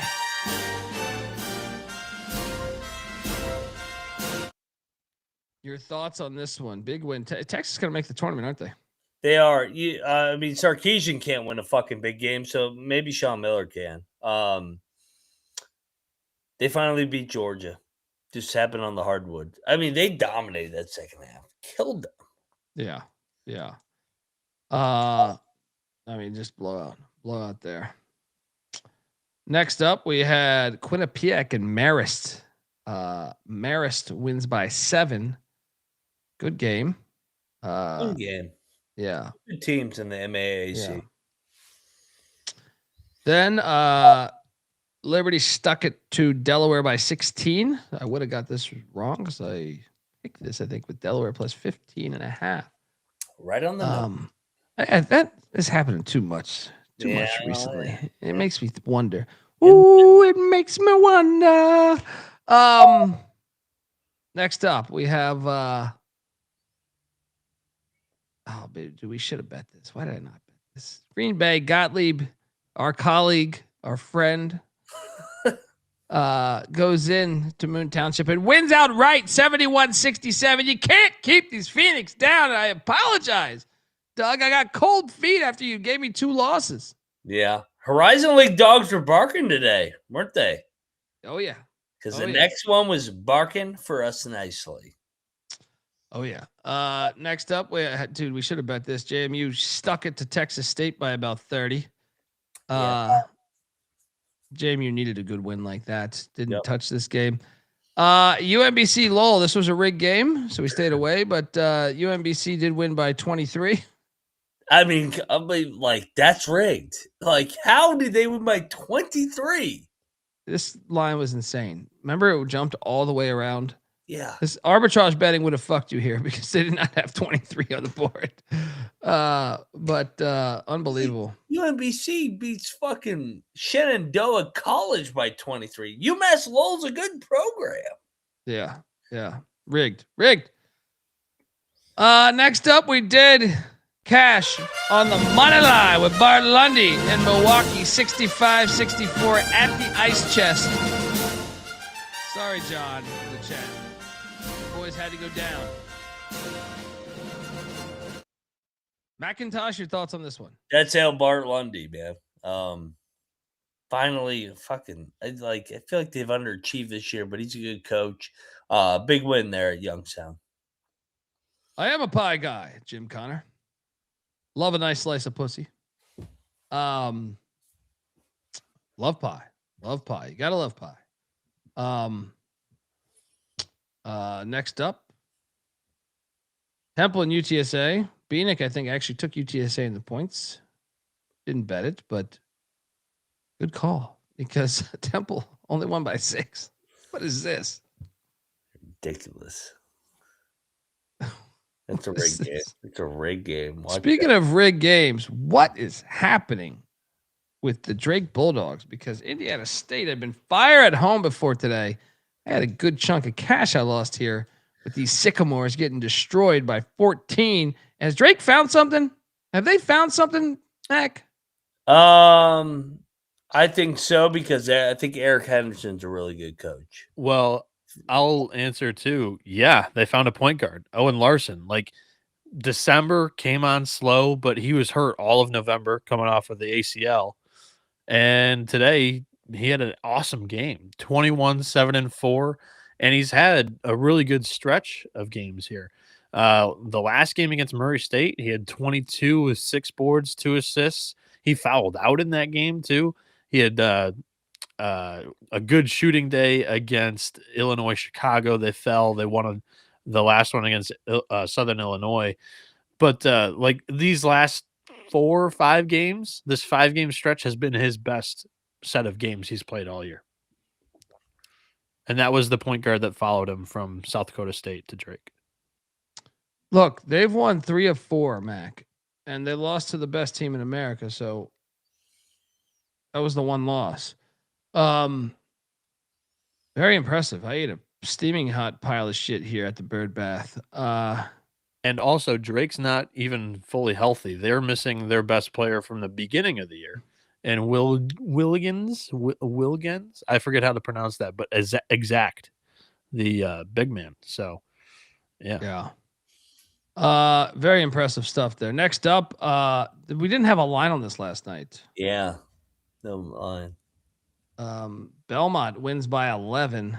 I never saw a line on this. Did you? I did not. I think it went off as like a 7-point favorite, but I never bet it. Shout out to Belmont. Then we should have bet this.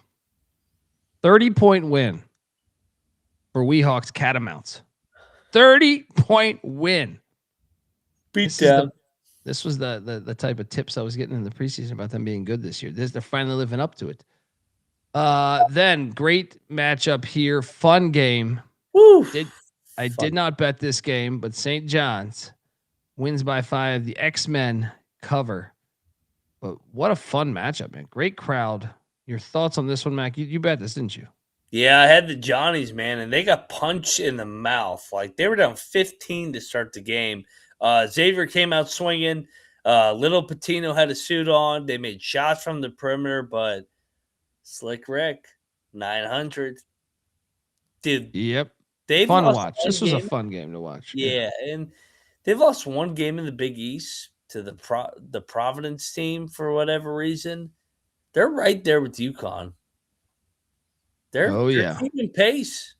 Oh yeah, let's go. They fired that general manager that was on the take. Right? Yeah.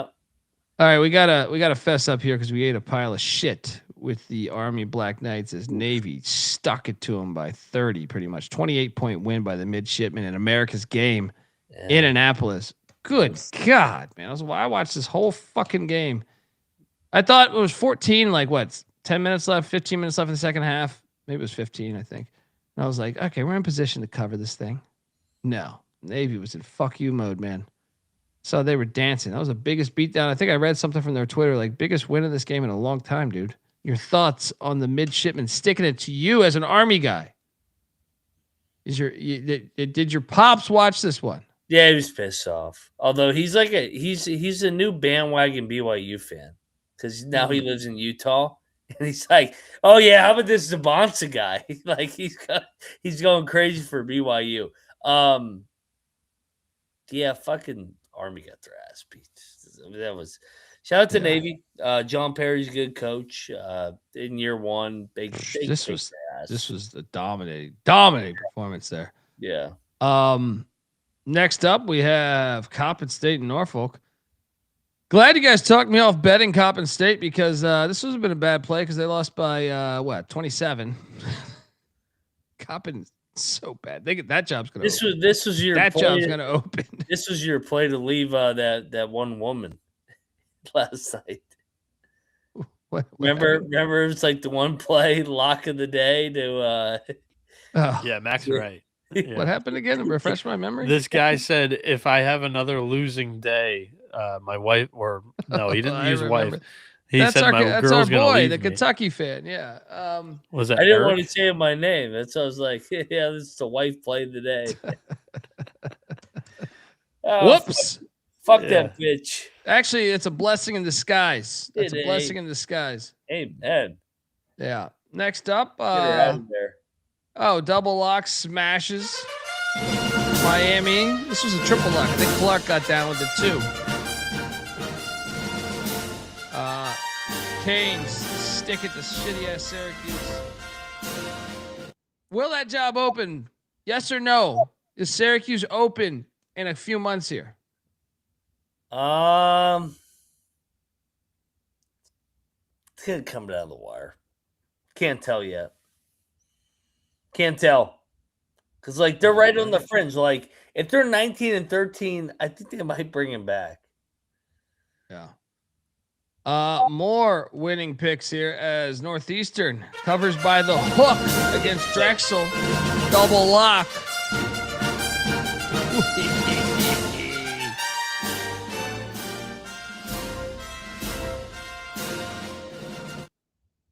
Then Winthrop Presbyterian. What was this line? I think Winthrop covered this. Wasn't it 9? It was 5.5. Winthrop smashes. I should have bet this. They bounce back and get it done. And then the game of the day, I think. You win a lock battle. You win a lock battle because Oklahoma covered the number 88-87. 2 buzzer beaters in this game. Not at 9. I'm not talking halftime. I'm talking about game buzzer beaters. Game on the line. Yep. Oklahoma.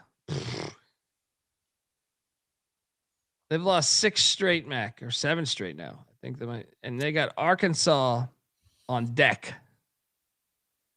Actually, their next 5 games: Arkansas, Texas, Kentucky, Vanderbilt, Georgia, Tennessee. Actually, it's a 6 game. Porter, have fun back in Loyola. All right.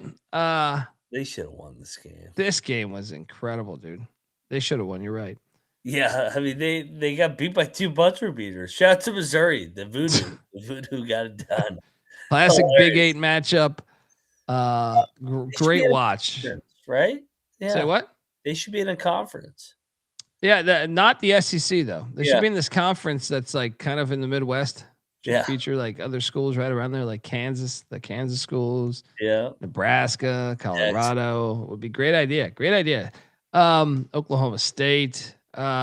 Next up, how about this one? This line stunk, and of course Georgia State wins outright, 82-81. Let's talk about this Sun Belt. Let me load up these standings. Yeah, let me load up these standings because we gotta have a Phoenix conversation. format. I mean, what are you gonna tell us? We should have a triple, quadruple bye again? This fucking league sucks. So right now, Troy is in first place. Georgia State is in second place somehow. Georgia State. They should get a quadruple bye, right? Unbelievable. Shout out to these Panthers. Yeah, this ridiculous Let bullshit. the entire season play out. Aren't you the one that celebrated like, hey, Towson, 1-4 right now, but they'll come to the top. Yeah, I mean, Georgia State, whatever they are right now, their record, it'll probably peter out, even out by the full conference season. Told you last year, this is the dumbest shit I've ever seen. And we had a 4-way tie. And they're like, all right, here's how we're going to break up the triple bye versus a quadruple bye. No, we don't need a quadruple bye in a league where there's not a dominant team, or we don't need it anyway. How about this? Right now, you have the entire conference pretty much minus ULM within striking distance. And this is a league that has like the quadruple bye. Bieniek, this is your fault, and I will not budge off that tape. How about Jelani Hamilton for Georgia State? 38 points today, 4 steals, 1 block, 3 boards, 1 assist. Dog. But Mag, this is also the league where, like, yeah, you can see it. The chaos is everywhere. If there was ever a team that did go like 13-3 or 14-4, whatever size the conference schedule is, you would want to kind of protect that team. And that's why I think the ladder bracket works, is they'll have a double, triple bye, and they're catching the team that's played back-to-back days sometimes. And you want your better team, your better brand representing the conference. That way, if they win a conference or if they win an NCAA tournament game, that's a unit, like a full unit of revenue for your league. I'd still disagree with that. I think you want your hottest team because the league's never that good. You want the hottest team winning. You know what I mean? And to me, it goes against the competition to me. You know what I mean? Like, where are you coming from, by the way? What, like, he just like, I hear a voice. Comes in as God. I don't like this God angle that he's doing here either. Shout out to Nick in the chat. Yeah, shout out to our buddy Georgia State pal that listens to the show. What a win for the Panthers there. And by the way, Arkansas State, who I do believe there was some preseason hype on, right now they are they're in 7th place, but they're like 2 games out of first. Yeah, they should get a quadruple bye too. So they're very much alive if you're still an Indian fan. Give 'em a Binghamton in Maine. Why did we not lock up Maine as they won by 16 and they scored 79, Bieniek? Don't you tell me this Cocaine Bears can't score the rock. Dominating performance against the golf course. Yeah, my under busted. I can't believe they scored 79. Is this She a season said. high? This a season high? It's got to be Yeah. a season high, Oh, right? it's gotta be, unless they play like Maine cocaine. They played Fort Kent and they scored 104. Oh yeah, that was a nice breakout game. They also scored 69 against Boston. That's impressive. We should have bet that. We should have bet that. No, don't overthink it. Another classic Northeasterner, Albany, who I did pick incorrectly here, loses by 8 at New Hampshire. And then how about this game? As FIU goes to Las Cruces, what's happening in New Mexico State? FIU wins by 3 on the road here. It's a good win. Is that game ball worthy? No, there's a lot of candidates, but good win. That is a good win. Well, I flew solo, I believe, last night. I tried to influence you guys. Sam Houston drilled Western Kentucky. This is a Dundee special. They win by 15.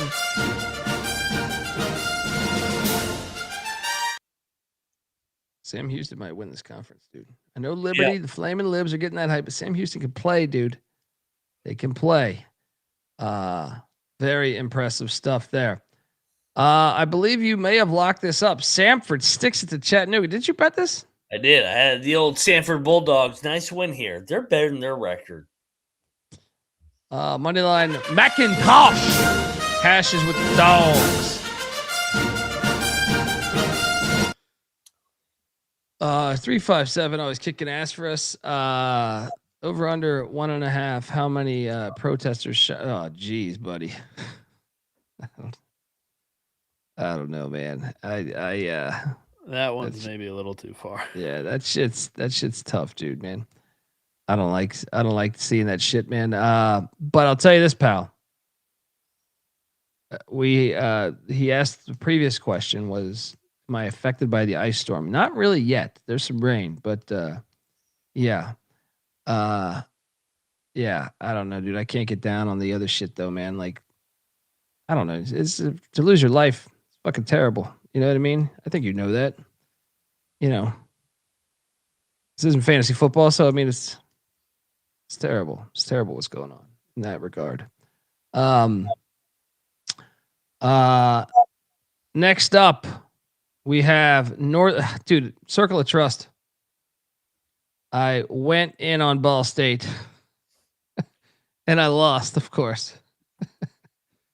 I didn't lock this on the show last night. I was sitting there today. I wanted more action. I was like, Ball State's going to destroy Northern Illinois. Yeah. They only win by 5. Terrible pick. Your thoughts on this classic Maction game? I got nothing here. I got nothing on this. All right. Next up, St. Thomas was out South Dakota. We triple locked South Dakota and we lost with 10.5. Nice cover by the Tommies. Got to tip our cap here. They're automatic on the road. So this was Fucking immovable force or unbreakable force versus immovable object here. Yeah. These Tommies are better away from the Pam Anderson Center, wherever the fuck they're talking about. When they go on the road, they're solid. All right. When they're at home, they're terrible.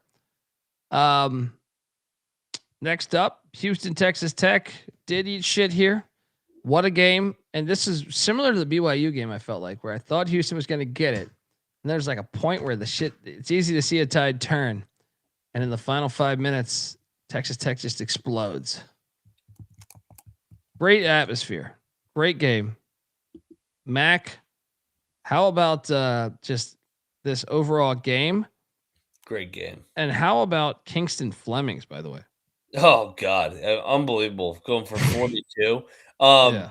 But, I mean, dude, Texas Tech with JT Toppin and Christian Anderson, a nice 1-2 punch. Their roles are defined right now, and they outscored Houston. The game was a higher scoring game. I thought Houston may be able to muck it up and grind it out, but no, when it's 90-86, that was at a Texas Tech pace, and Grant McCaslin's a fucking good coach. Both programs now 6-1 in the Big 12, one game back of Arizona. They split last year. They both went to the Elite Eight in the national championship and lost to Florida. They're both going to be in the mix again. Yeah. Those are two good teams. Very impressive stuff. Yeah. Very impressive defending home court with the BYU and Houston win. Next up we have, oh boy, Circle of Trust. Wait, I think I did lock it up on the show last night, actually. I went in on Arizona, and they won by 1,000. Hey, Matola. Drinks on Mac when we're in Vegas.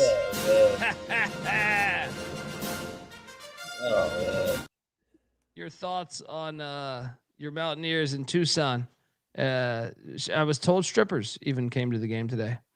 Yeah, we got a nice split on the road. We beat Arizona State in the first game, and this second game was a nice scenery. That team is really good.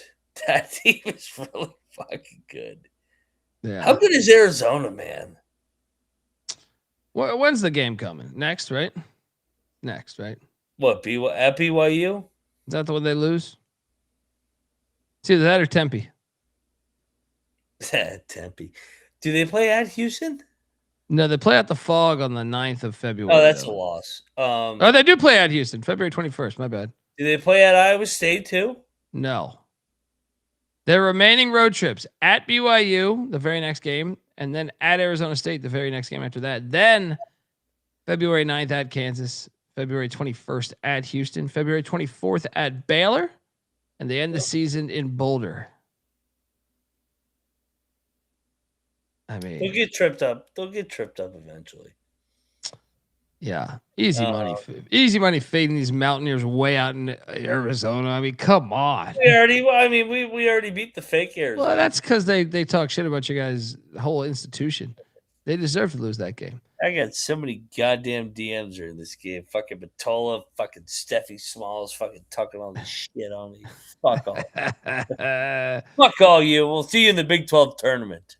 Next up, Duquesne. This fucking dude. How much money have I lost on Loyola Chicago this year? I'm telling you, this I bet you if I was able to go back, I probably lost like $5,000 on fucking Loyola Chicago. I can't get these motherfuckers right. When I take them, they never win. When I fade them, they always win.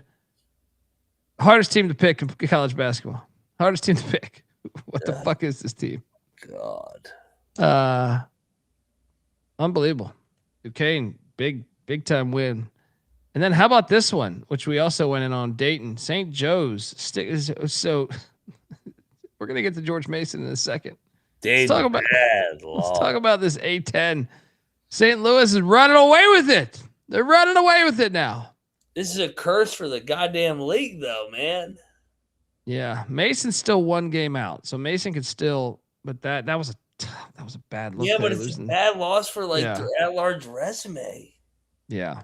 You can't lose to St. Joe's after you lose to LaSalle. Like, come on, Dayton. Yeah. I mean, who the hell they got next? I feel like they're in a rut right now. Yeah. Who do they got next? They're gonna lose the next game probably too. Mm-hmm.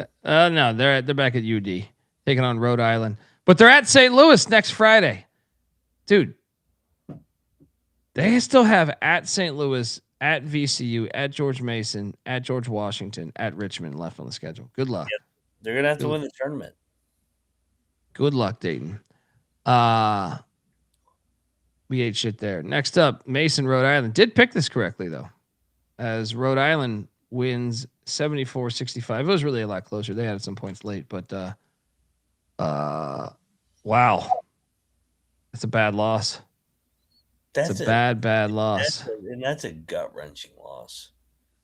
This line smelled, too. It did. That's why I picked Rhode Island, but didn't bet it. But yeah, bummer if you're a Patriots fan there because you thought if you get through that there was a path. Their road trips are easier in my opinion. The remainder of the season, if they had gotten through this, Mac, they're at the Bonnies, which the Bonnies look to be way down. They're at Richmond, which is kind of a rivalry game, but winnable. At George Washington, right there, winnable. At St. Joe's, winnable. And then at VCU, which was tough. But you kind of like that road schedule for them to kind of – this is a bad loss for that. So shout out to the Rams. Boston and Colgate, the system failed us here. But it didn't – they got lucky. Yeah, they're fucking around. I still believe the Vermont system's intact. I don't know about Colgate's. Yeah. Colgate wins 80-79 in overtime. Bad play there by us. Then Bucknell was taking on Loyola Maryland. What was this final? Loyola Maryland. The hell was the final on this shit? Won by the final. They won by 5. LM did. Picked it correctly. All right. Next up, we had Columbia and Dartmouth. Columbia picked this correct too, as they won by 10 against fucking Dartmouth. I was kind of sharp on the Ivy League plays I didn't bet on. Yeah. Then 8 shit here. I did bet on this one because Yale stuck it. They ran this shit up though. This shit was a closer game. I thought this Fugazi covered too. Yeah, they ran this shit up, but 17-point win for Yale. Bad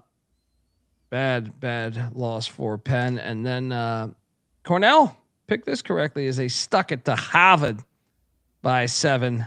And then maybe my favorite lock of the day that I hit, Morgan State wins outright against Howard. We've talked about this as a rivalry game. Catching 14 fucking points. Come on. They just don't know fucking ball. They just don't. What a great call. You tell me you bet this. Tell me about this. I can't remember. Yeah. Okay. Yeah, okay. 13.5, 14.5. Yeah, this was smash play. Man, who the fuck is Howard? Yeah. Maryland? Yeah. God. We already talked about the X-Men game, John, earlier in the episode. So yeah. Next up, ate a pile of shit here. I thought we were gonna get a bullshit backdoor cover. Louisville stuck it to him, man. First half, I was thinking. Yeah. Well, actually, no. First half they were still down, but it was a good win for Pat Kelsey. I was thinking we could bounce back, but yeah, it's a great win. Bieniek was on the cards. He told me to mention that. Sent me a text saying I better mention that. But I was on the cards. There you go. Queens and West Georgia. Mac nailed this. This was probably I'm going to say this is your best play of the day. And it's not even the fucking Providence play. This one, nailing West Georgia to win outright by 8 against Queens. Free show. It's a free show, folks. Free show. Shout out to Nathan Cerna. He knows. Great call, dude. I didn't bet this fucking game because I would never bet this game. But very impressive work, my friend. Very impressive work. Your thoughts? Queens was due for a fucking letdown.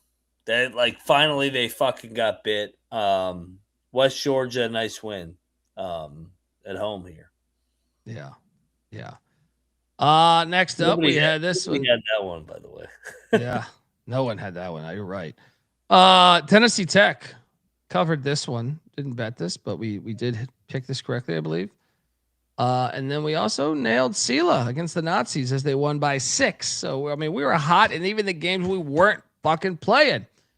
Like this one right here, when I took North Dakota State, who won by 30 at Oral Roberts. Did you bet this? I bet Oral Roberts. That play. Oral Roberts is terrible. This NDSU team, though, is legit. They're legit. Dude, they're They are. Oakland and Detroit Mercy play the game. I think this one mattered where you got the number. Wasn't this 7.5? I didn't bet this 6.5 game. or 7.5. Right on the number as a 8-point win by Oakland. What's that Horizon League looking like right now? The Wright mess. State up top, and then Oakland right behind, and then you got a nice clump of teams. IPFW, Green Bay still in the mix. Yeah. Northern Kentucky still in the mix. Okay. Shout outs to Greg Campy and company. Next up, this Troy Georgia Southern game. I believe you locked Georgia Southern. Did you get 5.5 or 4.5? 5.5.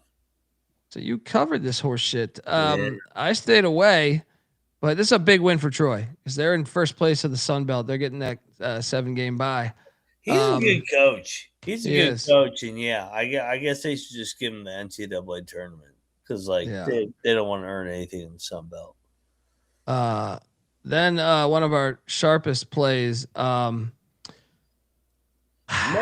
this a triple lock? It might have been a triple lock. Mary Mac, 67, St. Peter's 59. Winner, chicken dinner.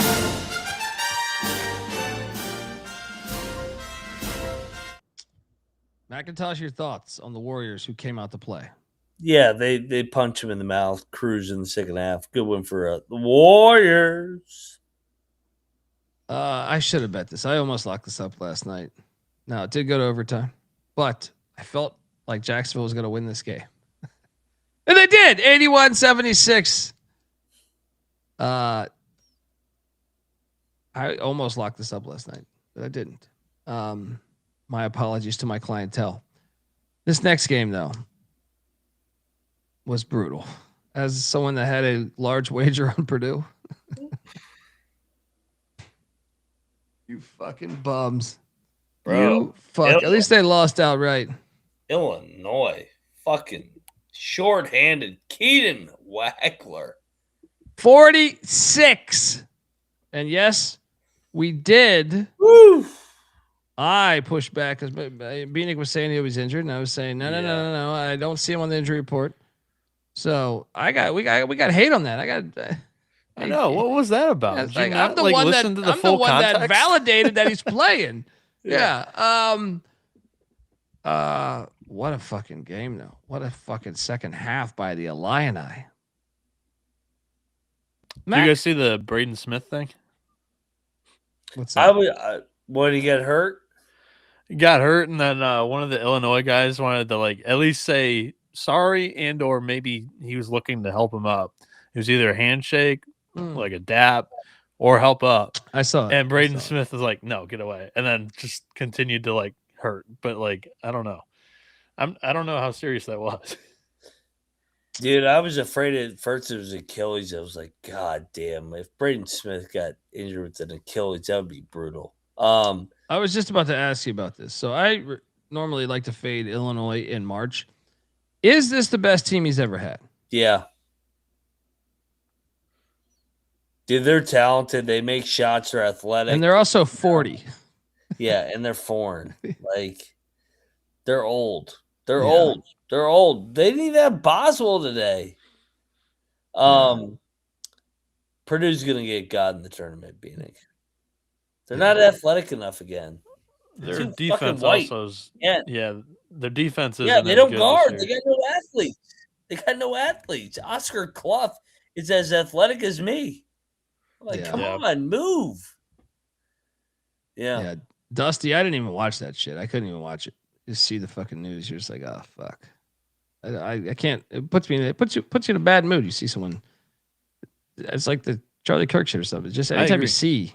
It's just I don't want to fucking see that shit. You know what I mean? I don't seek out the news because half the time, 45 minutes puts of you your in a fucking terrible mood. Show, yeah, it's all negative. Because you start losing faith in and humanity, and we already, I already know if I talk to myself and just, I don't know. It's tough, man.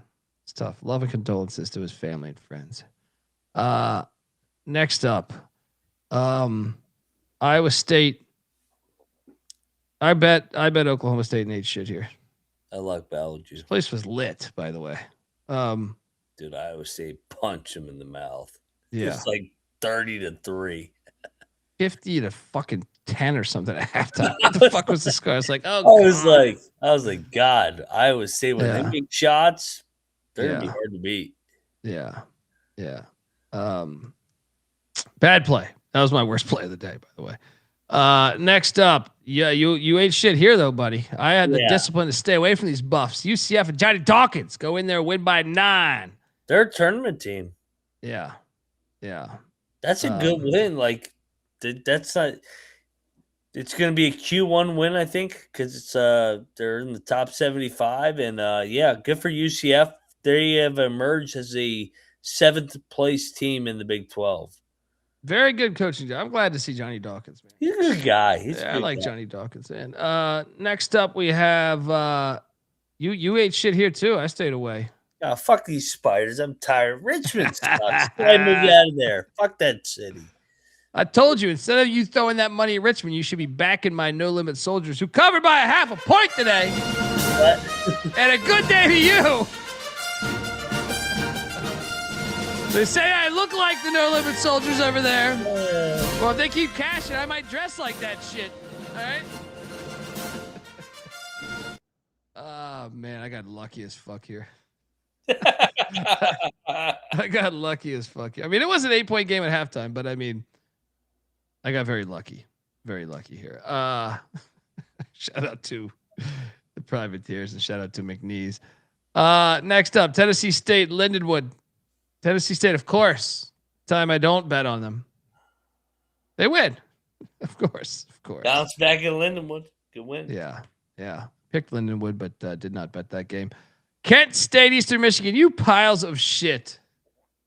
I lock battled you guys. I didn't bet this game. Oh, that was Bieniek then. I lock battle. I had Eastern Michigan money line. Kent State had a fucking 15-point lead. You fucking losers. Won by 1 in overtime. Blow a 15-point lead, you losers. 6 people at the arena. Don't tell me that was a great environment. These MAC games are killing me today. Absolutely killing me today. That was going to be a great environment. No, I'm just saying these MAC games fucked me up today. Every MAC game I bet, because I remember I went on a Ball State against Northern Illinois, and I also went on the fucking Central Michigan game, and every damn MAC game I bet today, I thought I had won and I lost. Well, not the Central game, but yeah. MAC shit. Fun watch though. Alabama A&M, Texas Southern. We nailed this one correct. Just didn't bet it. Southern wins by 15 against A&M. Mac, what's your analysis of this one? I don't have much analysis here. I'm looking forward to the SWAC tournament here because I like Texas Southern traditionally, and I think they're undervalued. The SWAC, we're going to have a conversation about the SWAC in a minute. But Texas Southern, don't sleep on my boys. Oh, yeah. Don't sleep on my Rattlers. They're rattling. All right. Missouri State took it to UTEP. That job's opening too. UTEP was, I guarantee you, UTEP will open. They're going to the Mountain West. You can't have that same energy next year. You got to go out there and get a guy. Shout out to Quanzo Martin and company as they win in El Paso, Texas. Mac, one of your better plays might have been right here. Because sharp. Bruce Pearl was coming out the closet here. And Auburn won by 9. Charles Barkley. They took it to Florida all game, dude. They whipped their ass. Like, they punched Florida in the mouth. Like, Charles Barkley pregame was like, Auburn's going to win the game, and you can guarantee it. And that's what he said, and that's what they did, man. I think they hit him in the mouth. I thought Florida did a good job responding with their front court, but, like, they shouldn't have enough to overtake what Auburn had already built with that lead, because Auburn was up double digits a lot of this game. Good win for Stephen Pearl, man. Great win for Stephen Pearl. Great win for Stephen Pearl. Yeah. And I'm not on because I didn't watch any of the early slate, so I'd be no use. But yeah, I mean, they jumped out of the gates on fire, and that was Stephen Pearl, like knowing the Todd Golden, like the way that he has his teams play. That was the handicap right there. Big time win for the Auburn Tigers. War Eagle. I know we got some fans in the chat there. War Eagle. Next up, we had, hey, I picked this correctly, just didn't bet it. Stephen F. Austin stuck it to Lamar by 7. Stephen F. Austin's so damn good. Yeah, I was watching this game and I had the thought of like, I know McNeese is right in the mix. Stephen F. Austin, I think, is a team that can win a game or two in the tournament if they get in. Yep, I agree. Experience and size. Yeah, they got to get in though, because I don't think McNeese can in the tournament. Next up, this game was actually fire. This was a blowout for a while, but Saudi Arabia State came roaring back against SMU. Our boy Robert McCray. I always want to say the Houston Rockets small forward, but he had a big game, 21 points, 9 assists, 2 steals. But shout out to Andy Kennedy. What win was this? Wasn't this like 400 or some shit like that for him, or 200 or something? Enfield, I feel like Andy Enfield. God damn it, I can't talk. Rodney McCray. God damn it. Yeah, I know. And Sam Darnold is the quarterback for us. Dude, so SMU is what, 16-5? Yeah. Dude. They should be able to get there if they can avoid the bad loss. No, look at this road spot they have coming up. Okay, huge game at Louisville next Saturday. After that, though, it is they got to avoid the bad loss, but at Pitt, at Syracuse, at Cal, at Stanford, and at Florida State. Yeah, dunked on his own teammate. That shit was hilarious. Tell me you saw this. Do you have any idea what we're talking about here? You got to check this out. Oh, dude, it's a hilarious clip. We got tagged in it on social. But what also, do you need me to look up, Colby? Here, I'm just going to send you the link. I'm going to send you the link right now because I was just watching it. Send it to me on Twitter. Okay. On Twitter, you're saying? Yeah, not on your phone. Okay. Yeah. Just a hilarious moment here in this game as what was the logic? Can someone break down the logic on that?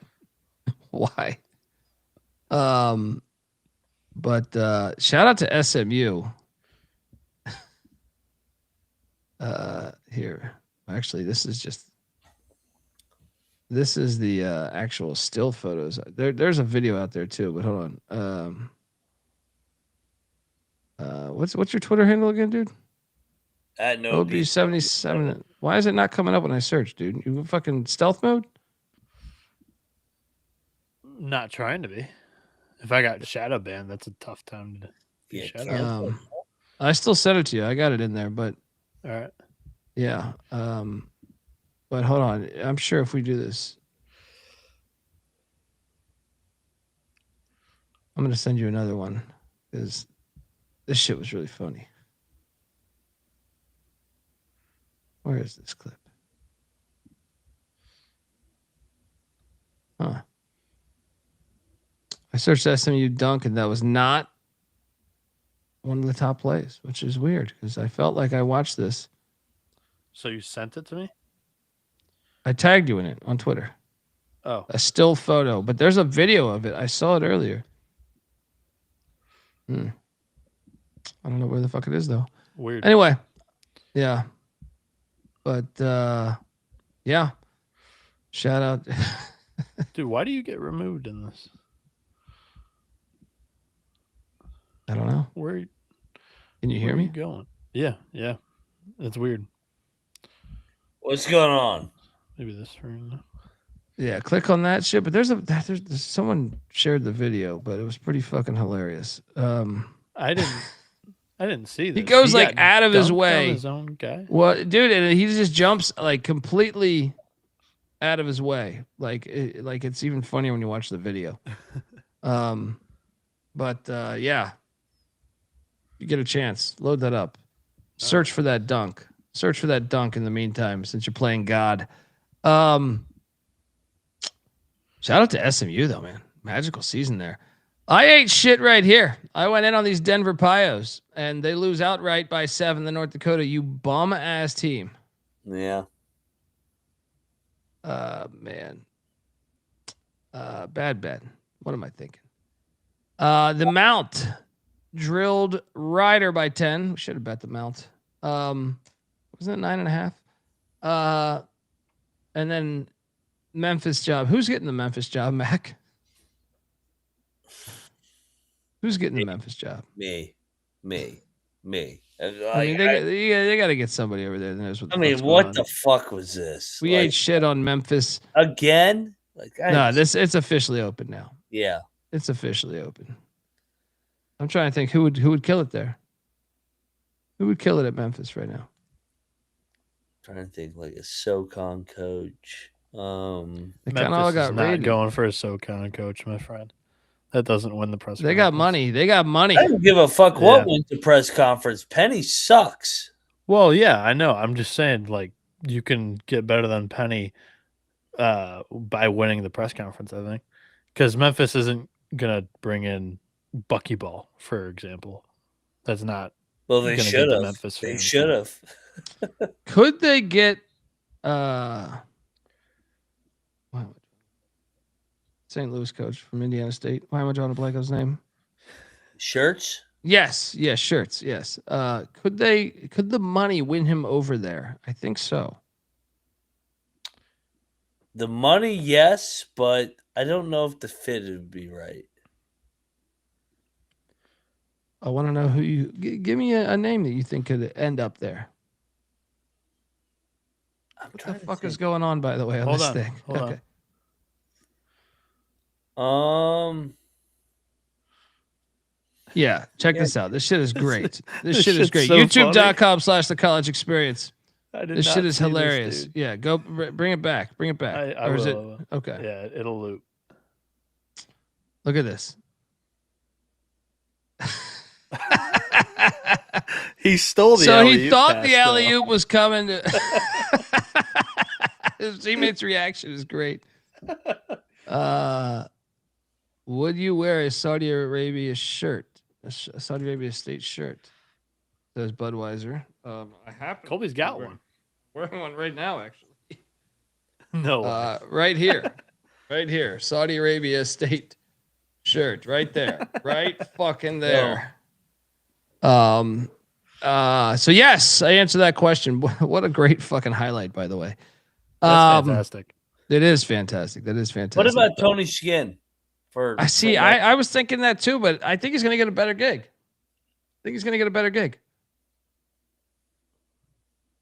So who could they get? Who could they grab?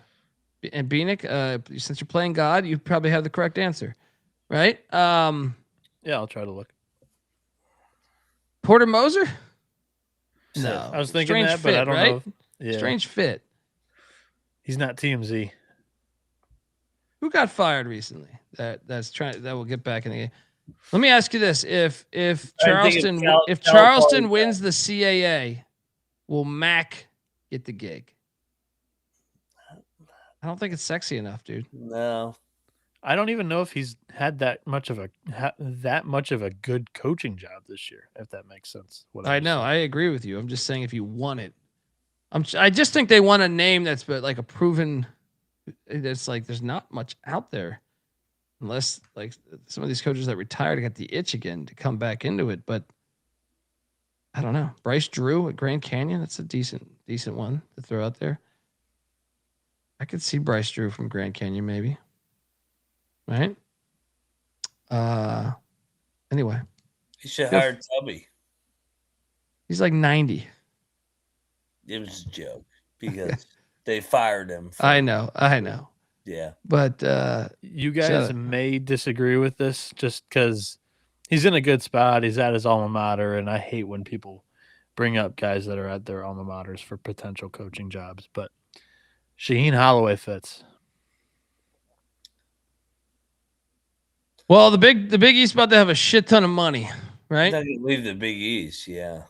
For the American. No, but I'm saying Seton Hall won't have that much money compared to everybody else. But what money they do have, they will probably spend most of it on basketball. The problem is he grew up right there too, so I don't know that he would take it. But that's I do why think I they might prefaced have him it on a with list. that. Yeah.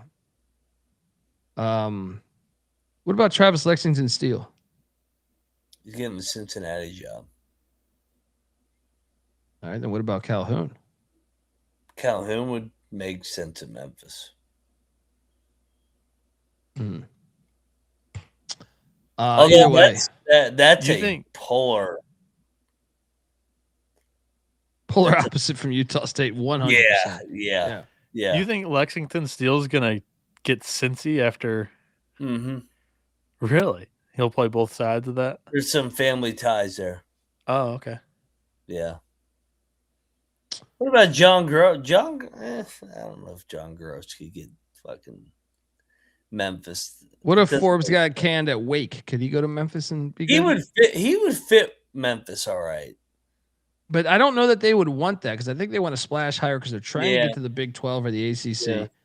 I think they want a big time coach, but I just don't know that there's one out there. Hire Bob Huggins. There you go.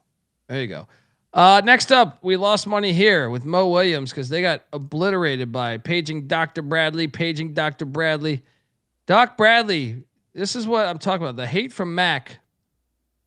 Doc Bradley, his stat line today, 22 points, 10 boards, 4 assists, 5 steals, 2 blocks. He's a Woo! The best player in the country. He's the best player in the country, McIntosh. I will never fade Doc Bradley again. Shout out to Reggie Theus and Bethune. First place right now in the SWAC. Them and Florida A&M and Charlie Ward. That's a rivalry right there, too. Next up, we double lock on Northern Iowa. 81-76. They win it outright. Outright against Murray State. What about Mick Cronin in Memphis? No, he's not taking Memphis. I mean, that's Midwest. You still have far travel. You still got to go to, I guess the AAC is not as bad as the Big Ten, but still got some of that travel. Listen, that little fucking midget, he's full of shit, but he likes that $5 million check every year.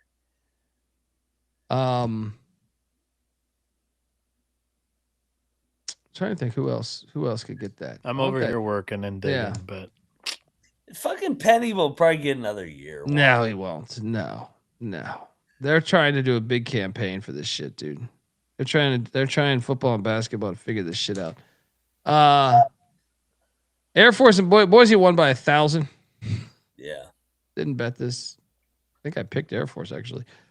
Then San Jose State loses a close game in Laradice to Wyoming. Shout out to Sundance Wicks and company. I don't think did anyone bet this? No. But I did win a lock battle against McIntosh right here as the Aztecs stick it to UNLV. It was kind of lit at UNLV too. That's who they should hire. Dutcher? Passer.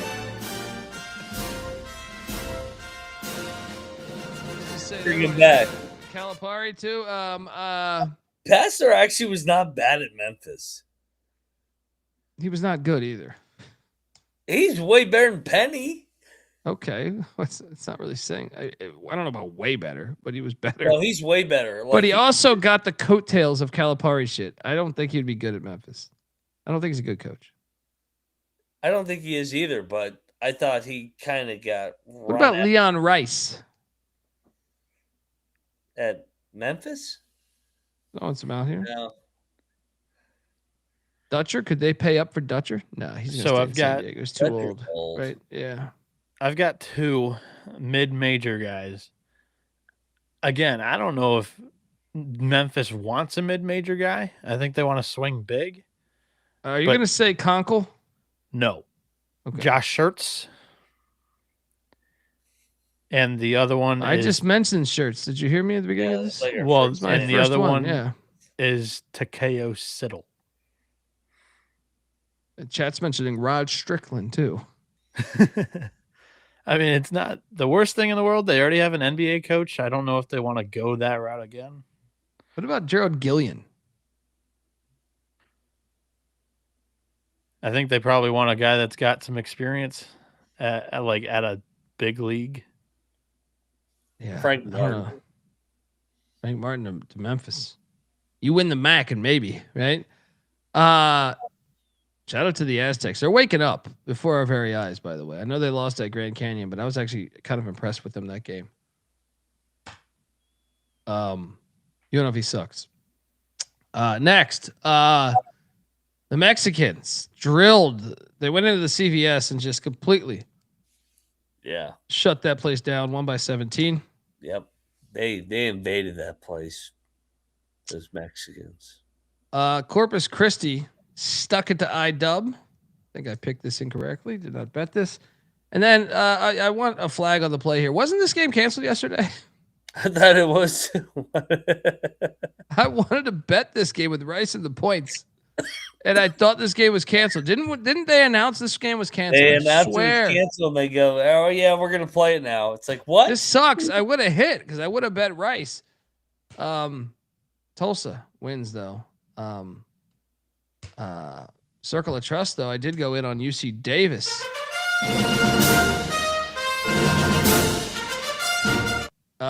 And Riverside and got home here. Did you catch any Big West action, McIntosh? Because Riverside covers by I think a point. Got home here. Your thoughts? Not catch this action. A good cover. What is the standings in the Big West right now? Well, there was a team on the road that got it done tonight. Old Irvine. Hawaii's in first place with Irvine, with the Gauchos right behind them. We'll talk about them in a second. But yeah, shout out to the Highlanders for staying within that number. Portland State, Idaho. We did eat a steaming hot pile of shit in this one. Portland State's undefeated. Like, dude, that was a good game. The 1-point game, big time shot by the Vikings. I thought Idaho was going to be in a position to steal this game. Shout out to them. And then Mac, you locked up LSU. I think you battled Bieniek here. Yeah. LSU stays. LSU. I locked Tennessee. I knew Arkansas and Alabama were frauds. Great win by Calipari. So I mean, fan base was great considering it was a snowstorm. That's what I mean. It was not a great win against LSU, but wins a win. Yeah. 85-81 on Tennessee there. So, but, what's that? Yeah, I was with you on Tennessee. But yeah, here 8 shit points wise, but Arkansas gets a win there. Good for them, but yeah, didn't play their best here by any means. And then let's get to maybe the best game of the day. I know we've got Providence, Georgetown. We've got the Missouri, Oklahoma. The Battle of I-75. Oh, good God. The Rockets. Toledo with the 3 at the buzzer pretty much to get them the win. And Toledo was kind of the team trailing, I would say, majority of the second half. Shout out to the Savage Arena. Shout out to our pal Dan Savage. Awesome fucking environment. Awesome game. College basketball done right here. Bieniek, did you get eyes on this one? I got eyes on the highlight, of course. I mean, how could you not? And yeah, wasn't it yesterday that I was like, yeah, Savage Arena again, like kind of a hockey arena. It's built out. Well, that got the crowd popping. That shit was fire, dude. That game was fire. I had this on the whole game. It was a fun watch. Looked like Bowling Green was going to walk away with it at one point, but wow, what a great. See what rivalry games do? They move the fucking needle, man. That is one of the best games on the whole fucking Saturday card. Didn't bet that game, so it just watched it as a fan. Next up, E-Dub stuck at the Sac State by 8. I forget what the line was, but I don't think any of us bet this. Shout out to Dan Munson and company. And then this one, I stayed away because I knew it was a rigged game, but DePaul sticks it to Seton Hall. Is Seton Hall going to do this to us again? Yeah, they're not making the tournament. They're killing me here, dude. Dude, I wanted to root for this team, but like they've lost so many games. 8th place now in the Big East. Yep. Shout out to DePaul though. Seventh place. Let's take the positive. Good for DePaul. DePaul could get to the tournament, dude. No, they can't. Keep winning games like this. Keep winning games like this, and you'll see. What are they? 13-8 right now. They're at Georgetown. They're at Xavier. Those are winnable games. Yeah. You let them go 15-8. They already beat Georgetown, didn't they? Georgetown's last place. I'm just saying that if they get up to 20 wins, they got to be talked about a little bit, right? I think the NIT is where they're going, and that's a good year. Yeah, I'm not saying they're making they're definitely, but I'm just saying you get the 20-10, it'll be right around there, a conversation, right? In the Big East, I would think that would be a conversation. I don't think so. The Big East is not what it used to be. Yeah, but they're still going to get that clout. They're still going to get that clout. Chris Holtman to Memphis. Yeah, he would be a good hire. Yeah, but they ain't going that route. Like we know what Memphis is going to do. Shout out to Daniel Cady. No, he was on BG. Oh, that's tough, buddy. VCU and Davidson delivered tonight. Fun watch. VCU wins by 6. They avoid this was a close game too, so they avoid that potential slip up spot in Charlotte there. Shout out to the Rams. And then we cashed on this triple lock. Utah getting 1,000 points. Only lost by 13. It did get up to 21, and I was like, no way. But, we cash with the Utes. Mac, BYU is now what? 18-2, I think they are. They're good. How far are they going this year in the dance? I think they can win it all. Wow. The Sports Trends guys asked me today, they're like, who's a long shot? I said, BYU 20 or 30-1. Why not? They have the number 1 pick in the draft. They have a good guard in Rob Wright. They got a veteran guard in Richie Saunders. They got a big man. They got depth. They're good, man. Yeah. Very impressive stuff. By the way, DeBonce went for 45, and we still hit Utah fucking line. So that was the right side. Destroying everybody. Yeah. Dude, 100%. That motherfucker's a motherfucker. Yeah, he's a beast. He's a beast. God. Like, fucking take him out. Clothesline him. I ate a pile of shit on Prairie View. They lost I can't figure out Prairie View. I watch them. Sometimes I watch them. I go, they might be the best team in the conference. Other days they look like complete dog shit. Shout out to Alabama State for the road win there. And then Mac battled us here. He's lucky they got the win. They were down double digits early in this thing. But Shrewsbury, they were down 13. BC had an 11-point halftime lead. But Shrewsbury and Notre Dame battle back 68-64.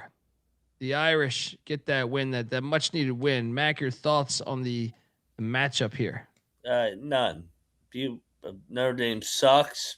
They won just because BC sucks more. And then I ate a pile of shit here. So I was watching this game. I think I get this game wrong every year, and I never wisen up. Like, I'm just a moron. I just refuse to believe that Western can beat Central in that home stadium. Every year I go, no, gotta take Central. Somehow Western does it every year. Fucking Mac killed me today. I picked it right. Like, Central's, they're ass on the road. I don't know. But I just thought Kalamazoo, they'd be all right. I don't know how they're so terrible away from Mount Pleasant, but they are. Yeah.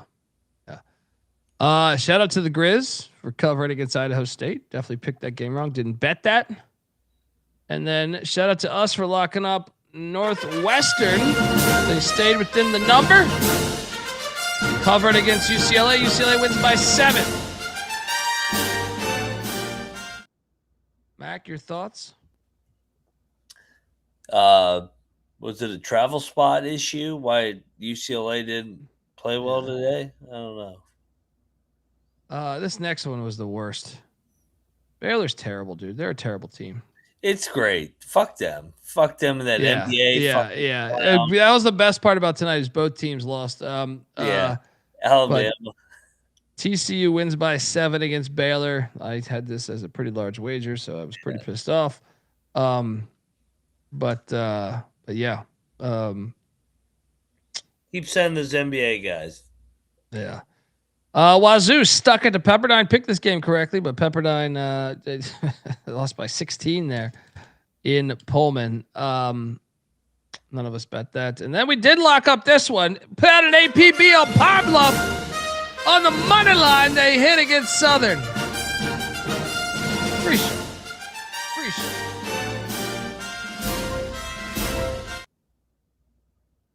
Alcorn State stuck at the Florida.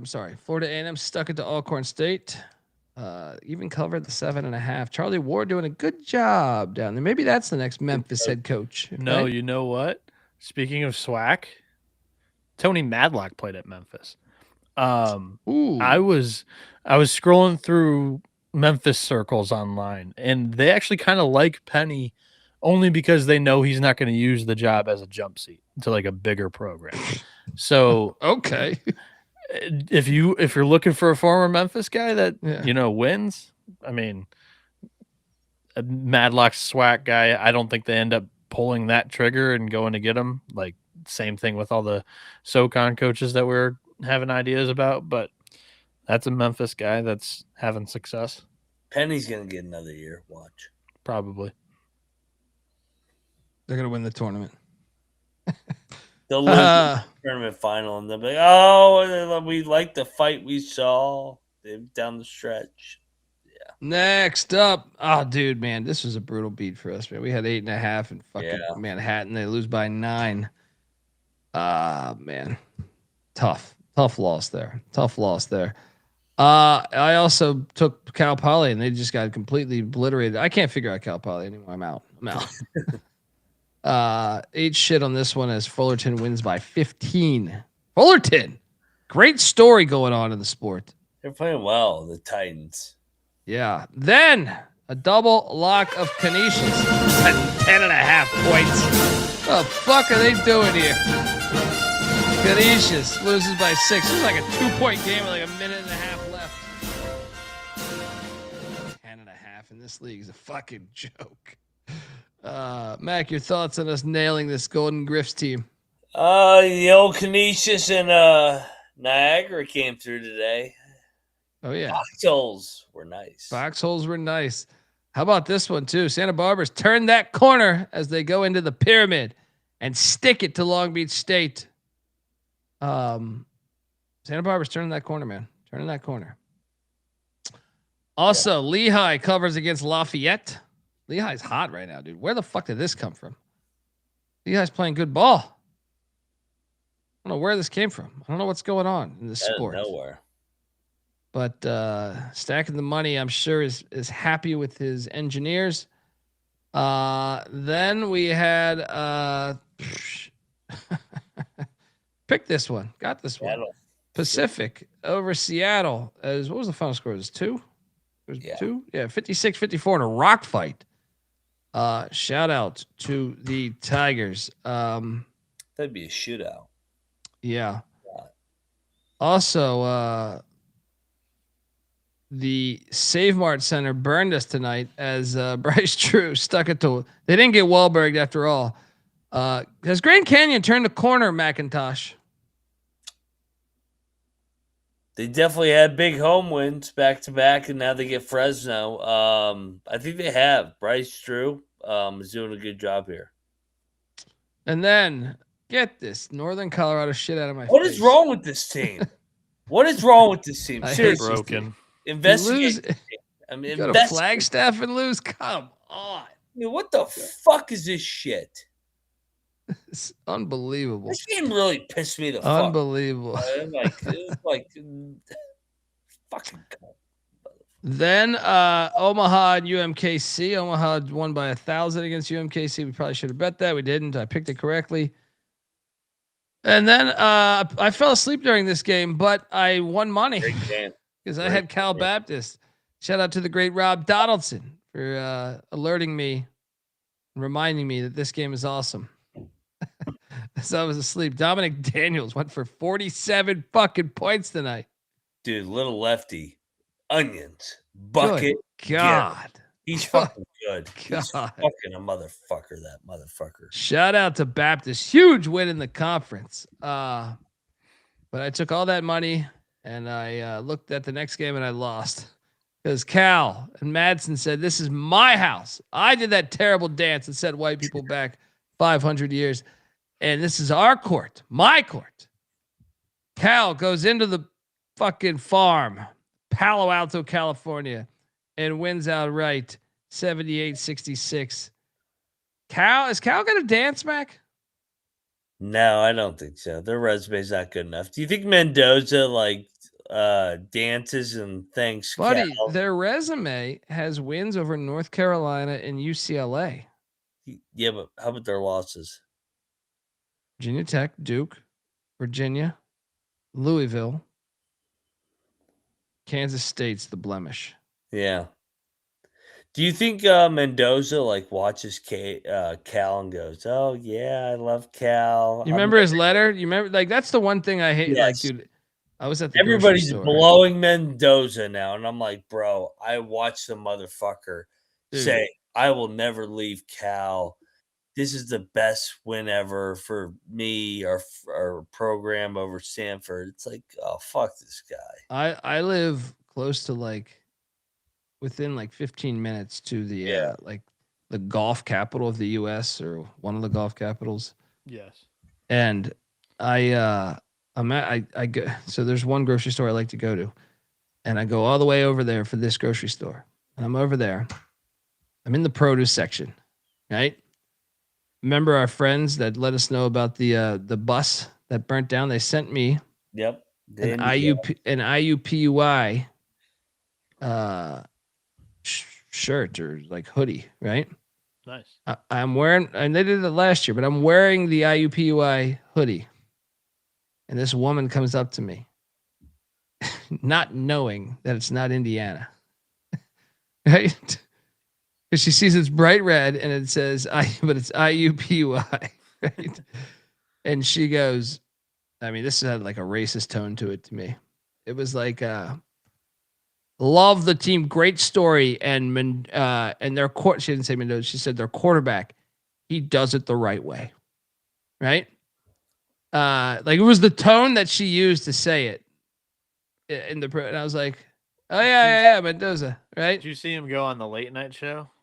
That's probably where she found him, or Well, I was thinking his Heisman speech probably went viral too, right? But it was the way she said it. She was like, and he does it the right way, right? And but I was like, I obviously was like, yeah, I don't know why you're talking to me. But in my head, I was like, you don't remember his letter to Cal after beating Stanford. All of America forgot about that. And look, yeah, whatever. You're a kid, you make a mistake, but I still think it should at least be brought up. He's like, I'm Cal forever after beating Stanford. Cal, I can't wait to come back next year and dominate. And then it's 4 days later, I'm transferring to Indiana. He wrote this letter, this fucking fire letter. I'll be back at Cal. We're going to dominate. Or sticking it to Stanford. I love this rivalry. I love being a Bear. 2 days later, he's a fucking Hoosier. The right way, though. The right way. Won a national championship. He did. He played his ass off. Great run. That must mean it was the right way, right? Yeah. The white way, right? That's what the woman was saying in the grocery store. Next up, Weber State. We cashed on. Too many points. That's ridiculous line. Montana State wins by 3.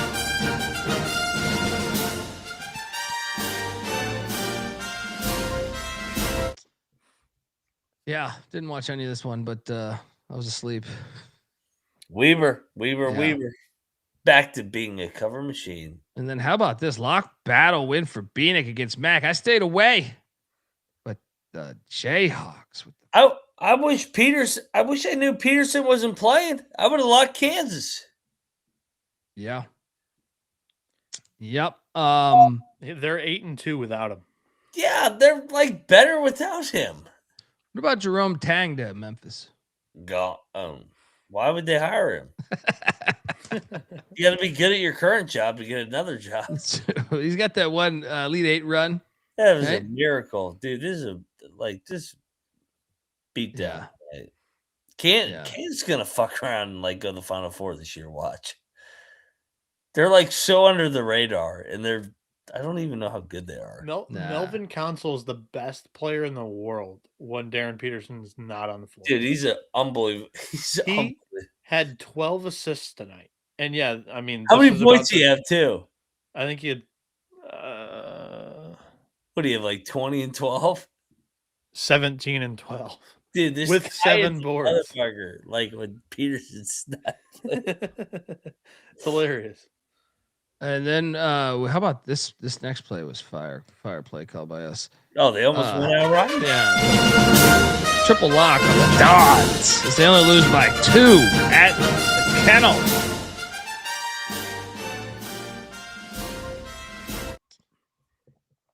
I mean, we're pretty sharp here. Pretty sharp on this one. Yeah. Then shout out to St. Mary's for avoiding the upset loss at Portland.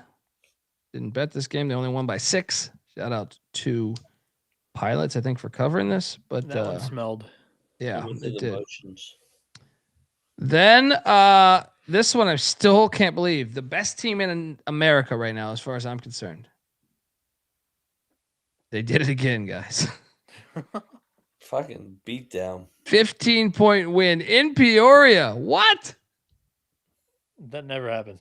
Dude, they're on fire right now, dude. They're a buzzsaw, and this is coming against the best teams in the league. That's what I'm saying. It's the best story in the sport right now. Look at this. Southern Illinois, 13-point win. Illinois State, in Normal, they win.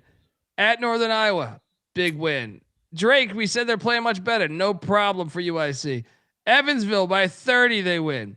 Bradley, okay, 15-point win on the road. I mean, where the hell did this come from? I had a lot of money on Bradley tonight, man. I thought this was a great play. I got nothing. UIC is the best team in America.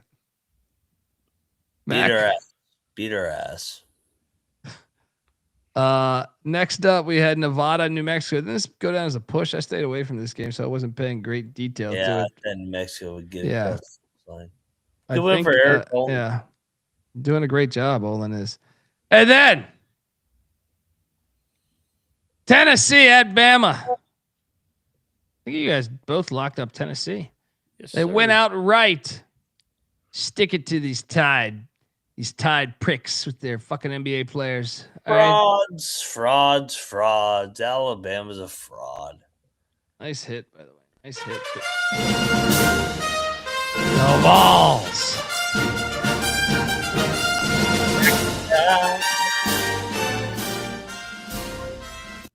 Did you guys see? Go ahead, Mac. I said, don't bet against Rick Barnes, baby, before March.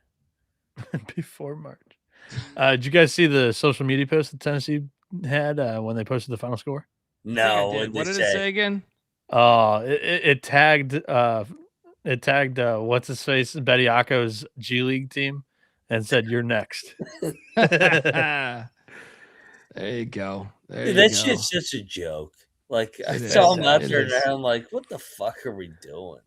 But I'm serious. Like that was so predictable that Alabama was going to lose that game. But I do think Bediako makes them better. He fills the one hole that they had. Like Oates is a scumbag. He's a scumbag. He's a fucking until scumbag. somebody shoots somebody else, and then it won't work. So like Bama won't. Well, they've got the lawyer that got him out of it. I mean, what are you talking about? You can only shoot somebody so many times, and then the chemistry breaks down. That's what Brandon Miller found out.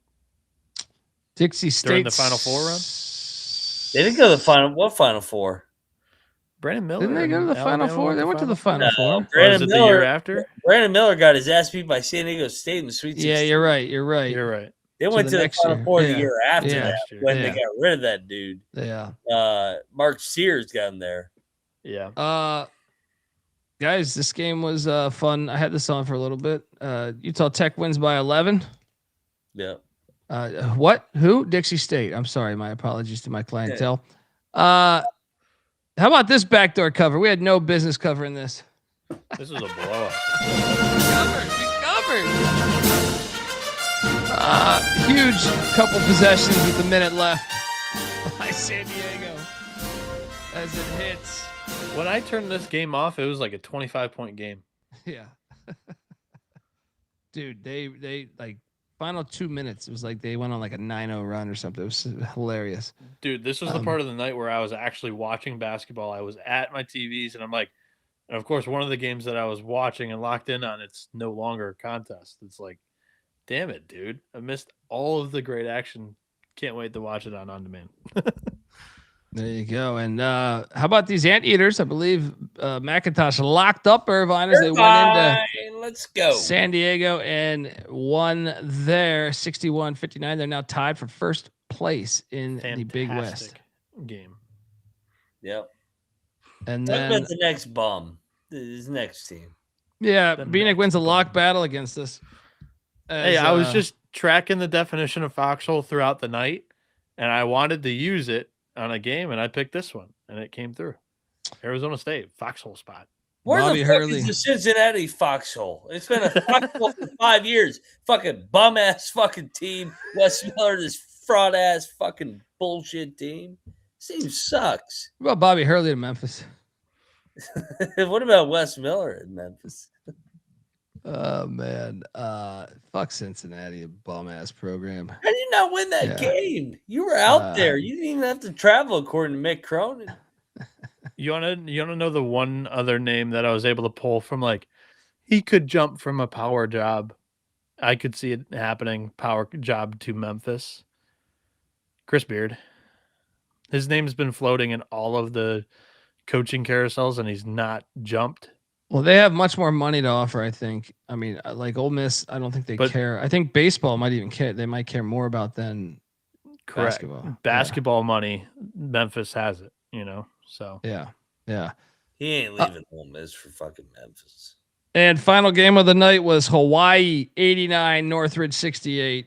I put a bunch of money on this one. My biggest bet of the day. Bro, Hawaii's fucking whack. Let's go. Game balls.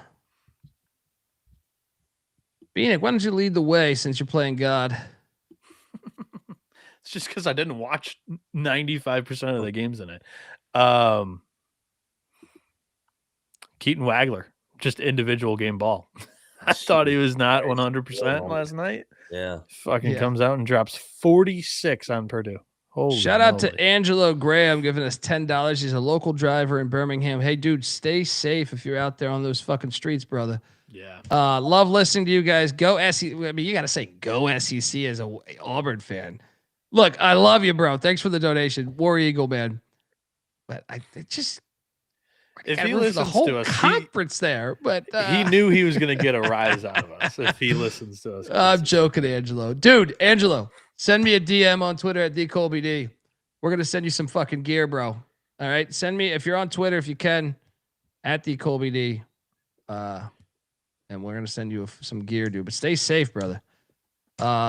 So first game ball is the Illini, right?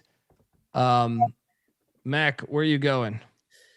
Yeah, I mean, and hey, he can take go SEC, them in the Big Ten. I mean, that's the second and third place leagues in America behind a real league in the Big 12.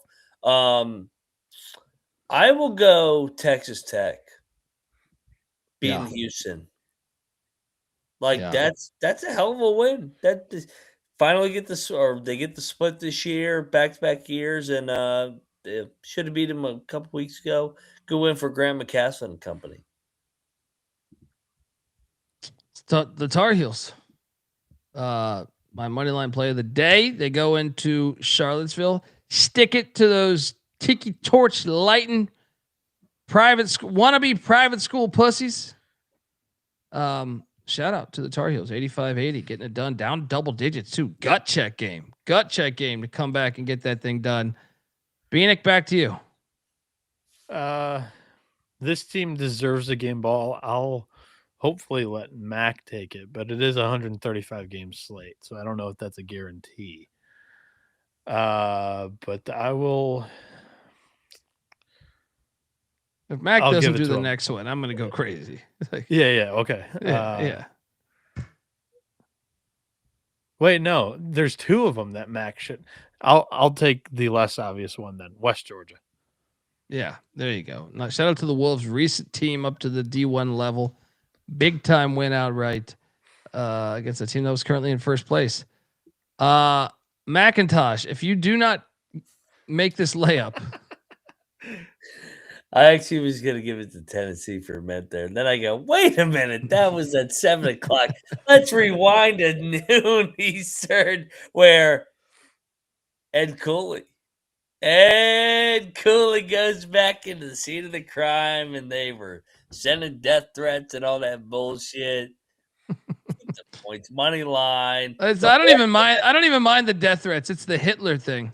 Yes. I mean, It's like they're just trying to kill me, but to call me Hitler? yeah, it's like some of these dumb motherfuckers need to remember that, like, every aspect of life. Go back and actually watch what Hitler did, and come back and be like, all right, maybe That's the youth, though. The youth. Maybe I should not call somebody that I disagree with in life Hitler. The youth is so fucked up, dude. They're called like Joe Fucking Rogan. retard. Joe Rogan's like anti-mask, and they're like, God. he's Hitler. He's the worst pile of shit. Dude, were there He's a any Republican. He's Hitler. Like, what? Come on, man. were there any press conference highlights out of Ed Cooley tonight? For whatever reason, I didn't see any press conference clips. Where there's been one every other game. I wonder why that's the case too. Yeah. You know? Yeah. We gotta stop with this Hitler shit like that. Like enough. The youth just used it to whoever whoever that goes. The youth has just got a big time bully culture shit going on. So it's like anyone that goes against the grain, they're fucking Hitler. They're Hitler.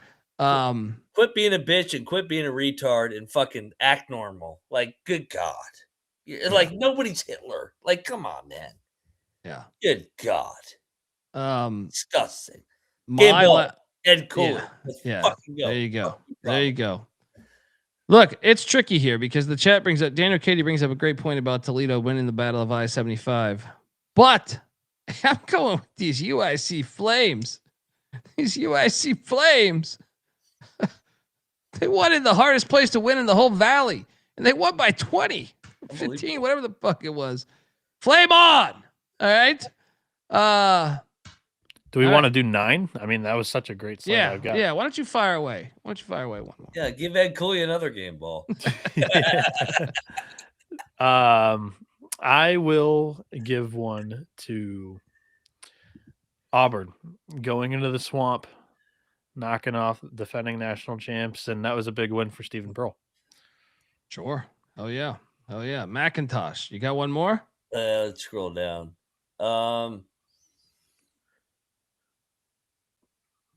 Toledo. Yeah, that's a good. That one. was a great. That was great game. That was great game. It delivered. That was. I mean, I-75 is fantastic. Yeah, it delivered. It really fucking delivered. Let's go. Have we given game balls to both Texas Tech or Illinois? Like yes, both of them. I get Tech out. Cool. Yeah. Final game ball though. I will go to. Am I really gonna do this? There's nothing else on there. Nothing else out there. I'm gonna go to North Carolina A&T. Back-to-back wins in conference. Remember, they jumped up to the CAA. Shout out to the Aggies taking down Towson by 7. Their leading scorer, Walker. What's his name again? What's his first name again? Lewis Walker, 33 points, 7 boards, 4 assists. Dog. All right.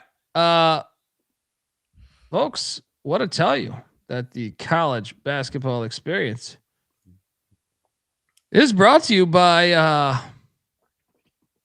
us. We are part of the Sports Gambling Podcast Network. New year means new gear. Get yourself a Mac to School t-shirt. The SGPN merch store has a bunch of new items for the new year, and right now you can get yourself 10% off everything in the store there. Promo code 2026. So jump over there and do that.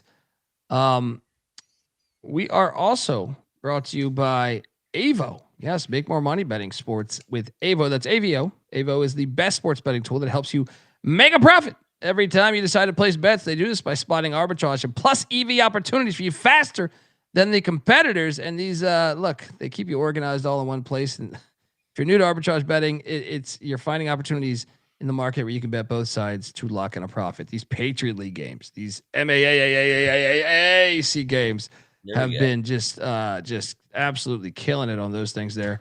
So it's so you got to check it out. All right, just sign up, pick the sports book or sports books that you use, and let Avo tell you how much to bet to guarantee a profit. Get started now at avo.bet. Use that promo code SGPN for $18 off. That's avo.bet. Promo code SGPN for $18 off. We're also brought to you by Kalshi. Kalshi is a real money prediction market, legal in all 50 states. Yes, all 50 states you can trade markets and sports, including college hoops, college football, NFL, NBA, NHL, and much, much more. Plus, you can even trade props like first touchdowns. Besides sports, I got a ton of other markets, including politics, entertainment, hell, even the weather. It's Kalshi. You can trade everything, anything, everything. New Kalshi customers get $20. Use the promo code SGPN.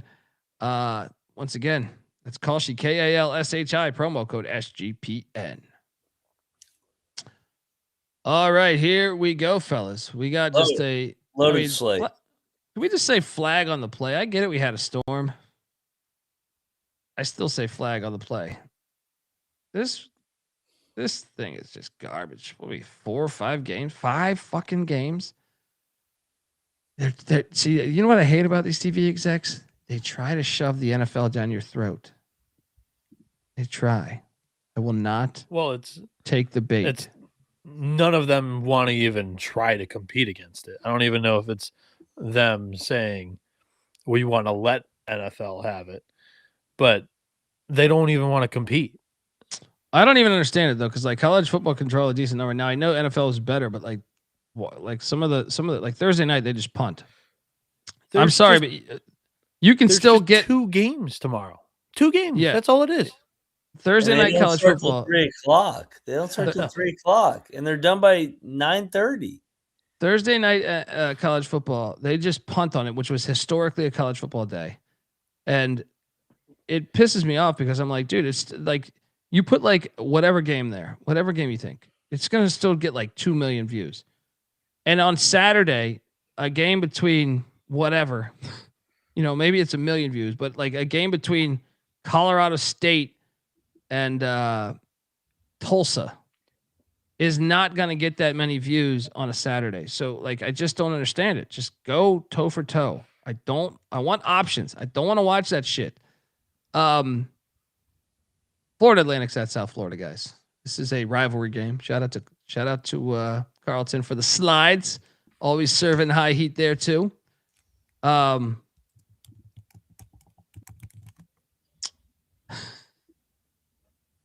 Robert Martin, what are you doing in there, bro? What happened? I don't know. Is that? That's not his address. No, I know who that's. I know who that is too. Yeah. South Florida is laying 4.5. I'm gonna lock up South Florida laying 4.5 here. So they're gonna get this one. Yeah, they're gonna get this one. Yeah, I'm tired of effing. Fuck with the bull, you get the horns. Lock up these bulls. Laying 4.5. Mac, did you see what Brian Hodgson's doing? No. Beer sale. It's going viral, dude. It's the move, though. I've been saying this shit for years. This is genius. Like, finally, like, come on. USF blowout. They'll win by 15. Oh, well, triple lock. Bieniek, you in on this? Hell yeah. I mean, God, I got to plant. If I plant my flag, I got to go down with the ship. So, yeah, I'm fading these Owls. Give me the Bulls. Triple lock on the Bulls of South Florida. We'll stay together through thick or thin. Friends forever, we'll be together. We're up top 'cause we play to win. What are you laughing at? Robert or Rob Donaldson. It's not even him, dude. It's not even me, bro. It's someone else's. I but, feel so bad for that dude it's- too, because like he has the a only- newborn baby. I know he's baby, the only man. one in Yeah. like SGPN that even has his address public because he has to. Yeah. Next up, we have Chicago State heading to my number one power ranked new blood, the hospital, Mercyhurst. Mercyhurst is laying 9.5. This has got to be their biggest spread in their history of their existence. Mercyhurst did beat them by 22 last February. I mean, 9.5. Are you kidding me? Chicago State's 1-13 on the road. They've also lost 9 straight.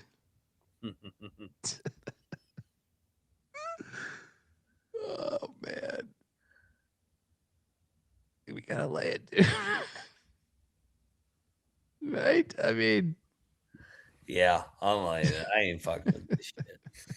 we gotta lay it. Lock it up, Mercyhurst. Yeah, I'm I'm locking it betting too. every one of 'cause- these fucking games. Yeah, Yeah, Cocktail Napkins got this at 13, so let's fire. they're gonna win by 20. Triple lock on the hospital 2.0. Together through thick or thin. Friends forever will be together. We're up top 'cause we win. Shout out to Grips going to the game. There we go. Get out there to the hospital. Next up, the Pac-12 is alive and well. Oregon is at Washington, taking on Danny Sprinkle and company. Washington's laying 9.5 points. What? Stop it. Lock. Quack, quack. What's the injury situation? Everyone's out. I don't care. Nate They Biddle. actually kind of, even Tom Izzo said Oregon's kind of played better without him. Yeah. Lock. Sprinkle the money line. This is gonna be a game. I know this game. I remember when Peyton Pritchard was telling the crowd to suck his dick. He hit that game winner. That was the game. Mac, what are you doing here? Yeah, lock battle. Washington's gonna fuck them up. Washington has struggled in the series. This is a chance to blow this thing open. They win by 20. Oregon Bieniek? fucking blows. It's not like Washington's any good. Better than Oregon. I will side with Colby on this one in Oregon. Waylon. He plays better on the road than he does at home. Waylon. Yeah, I'll fade Waylon. What is best in life? To crush your enemies, see them driven before you. We got a battle. Sunday and Phoenix. Quackity quack. Mac. Talon at the move. Mac's never been a fan of the Waylons, the Keisei Tominagas. Oh, surprise, the surprise. I Jeremy mean, look, Lins. that's what I'm saying. You know, the guy's coming for the Mexicans after this year it's the Mexicans. Last year was the Asians, you know, just going one by one. Yeah. I thought Noah Rocker would agree with him, but it turns out Noah Rocker, the youth. See, that's why you can't push your shit down on the youth. Yeah. I mean, what is it? This guy, I remember when Mac was out in Vegas, tried to take him Korean barbecue. He's like, fuck Korean barbecue. Let's just do barbecue. Right? What is it, Mac? Barbecue. Yeah, why can't it be American? Yeah, I think there's a lot of fake news being thrown around. I mean, like, you know, you see it as you see it. I think the Huskies are going to drill the Ducks, and Mr. Lynn happens to be on the Ducks, just like Lynn Sanity was on Nebraska when I was fading them in the tournament against A&M. Lynn Sanity was at Harvard. Anyway, I get your point. Sanity or Tominaga or whatever his Yeah, fucking name yeah. was. See, oh my God, there we go. I There we am go. so sick of everybody. Yeah, Tominaga, whatever that Bruce Lee son of a bitch with his high kicks. All right, his Whatever that goddamn Asian karate motherfucker ass. name was. All right, can't even see the scoreboard if he wanted to. Right, this pile of shit. So he got a hand in his face. Can't see it. Fucking Mac. This guy. Lynn Sanity. Lynn Sanity was at Harvard. All right. The Knicks suck when Lynn Sanity was there too. And so was made the Carmelo. Made the playoffs. He got super rich. Got a bunch of scattered ass too, I bet. for him. Korean barbecue is incredible, by the way. All right, incredible. So get out there. Get out Budweiser's there. deep. Oh, 38 Budweiser's deep, by the way, actually. Chicago State, Oregon parlay locked in. Yeah, let's go. Let's go. That's a nasty one, but good luck. I mean, what else we got to do? I mean, I was really looking for that St. Francis New Haven game that got canceled because of thunder snow. Folks, want to tell you the college basketball experience is brought to you by Underdog Fantasy. Like, Underdog is your home for pick'em entries where you can win up to 5,000 times the amount of money you enter. Underdog's also bringing the playoff magic all playoff long. Look, every playoff weekend, open the Underdog app, see what promos are waiting for you because they'll be there. They'll be there. Underdog's got a brand new offer for new customers. Play $5, get $75 in bonus funds when you sign up with our promo code. That is TCESGPN. And we're also brought to you by Rhythm. Rhythm has been crushing it in the NFL this postseason. And last season, they were unbelievable in the postseason. 22-12 on reception props, 6-1 on touchdown props. Super easy to sign up. Run predictions off the house model or you can make your own and mess around with those sliders. Check out Rhythm. Go premium. Use the promo code SGPN25 when you download the Rhythm app for 25% off your first month. Download Rhythm. Promo code SGPN25. All right. We are back and 2 games left, unfortunately. I was going to say, we're flying to the slate. USC is heading to Madison, take on Wisconsin. Badgers are laying 7.5. Wait, so I have a favorite with South Florida, a favorite with the hospital, a dog with Oregon, and I got another dog with the Pac-12 team before they sold their soul to the devil. Give me Muscle Man and Company plus 7.5. Sprinkle that money line. Sprinkle that money line. That's the parlay. Oregon USC Pac-12 parlay. McIntosh, what are you doing here? I like the dog in this spot. USC coming off fucking a shit ass homestand where they got no fucking fans in that shithole arena. I like him here. I think they'll be chippy here against Wisconsin. Bad weather and all that. Yeah, give me the Trojans. Fight on. Double lock on the Trojan men. Bieniek? I'm going to lock battle you guys here. USC has gotten absolutely drilled so far on these East Coast spots. Yes, dude. Midwest they've spots. lost by 30 to Michigan, 29 to Michigan State. They went to overtime against Minnesota.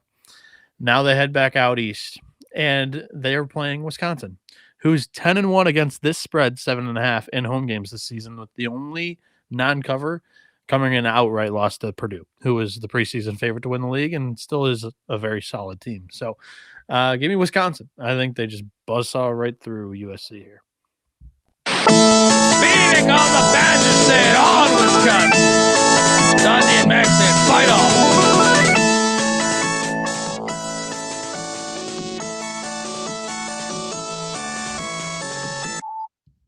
Unfortunately, this is the final game on the slate.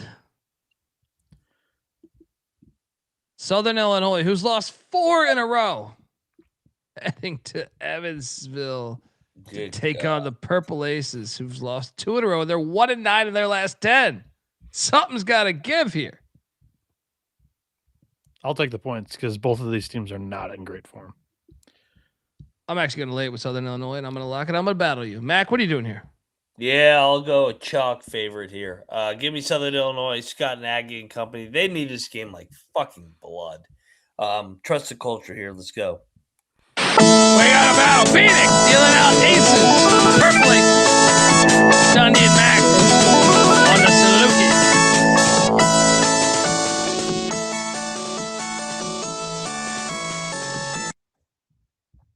One best bet of the day. Don't even ask. Mine's Wisconsin. On Wisconsin. South Florida smash. Blowout at home. I think. Top dog play. You go Oregon. Well, no, not UMac, but Oregon's plus 380 right now. I'm seeing USC is plus 290. Those are the only 2 dogs I'm on. So I will give you the Ducks. The Ducks are the team I think I feel better about. Bieniek? Quack quack. I agree. Yep. I mean, I don't really love USC on the money line, so I'll just go South Florida is going to win by 15 plus, whatever that is on the money line. Oh, I like that. You're going to fuck There them you up. go. Fuck up this FAU fraud team. Moneyline Macintosh is on Twitter at Moneyline_Macintosh. Bieniek's on Twitter at Noah B77_. I'm on Twitter at the Colby D. Shout out to Carlton. Can't remember his Twitter handle right now, but he's the man. Give him a follow. Yeah. College Basketball Experience is on Twitter at TCE on SGPN. YouTube.com/the College Experience. Stay safe, everybody out there with all the weather. You know, Download thunder, your snow. NEC Front Row app, by the way. Download the NEC Front Row. Oh, I got it on all the TVs already. You know it, buddy. You know it. Also, check out the College Baseball Experience with that ACC preview and the College Football Experience as well. Big episodes SEC this early week. next week, and then or this week. So, yep, that's the next one. There we go. Till next time, this is the College Basketball Experience. You better start thinking about yours. And we out of here. The first time I ever saw your dick.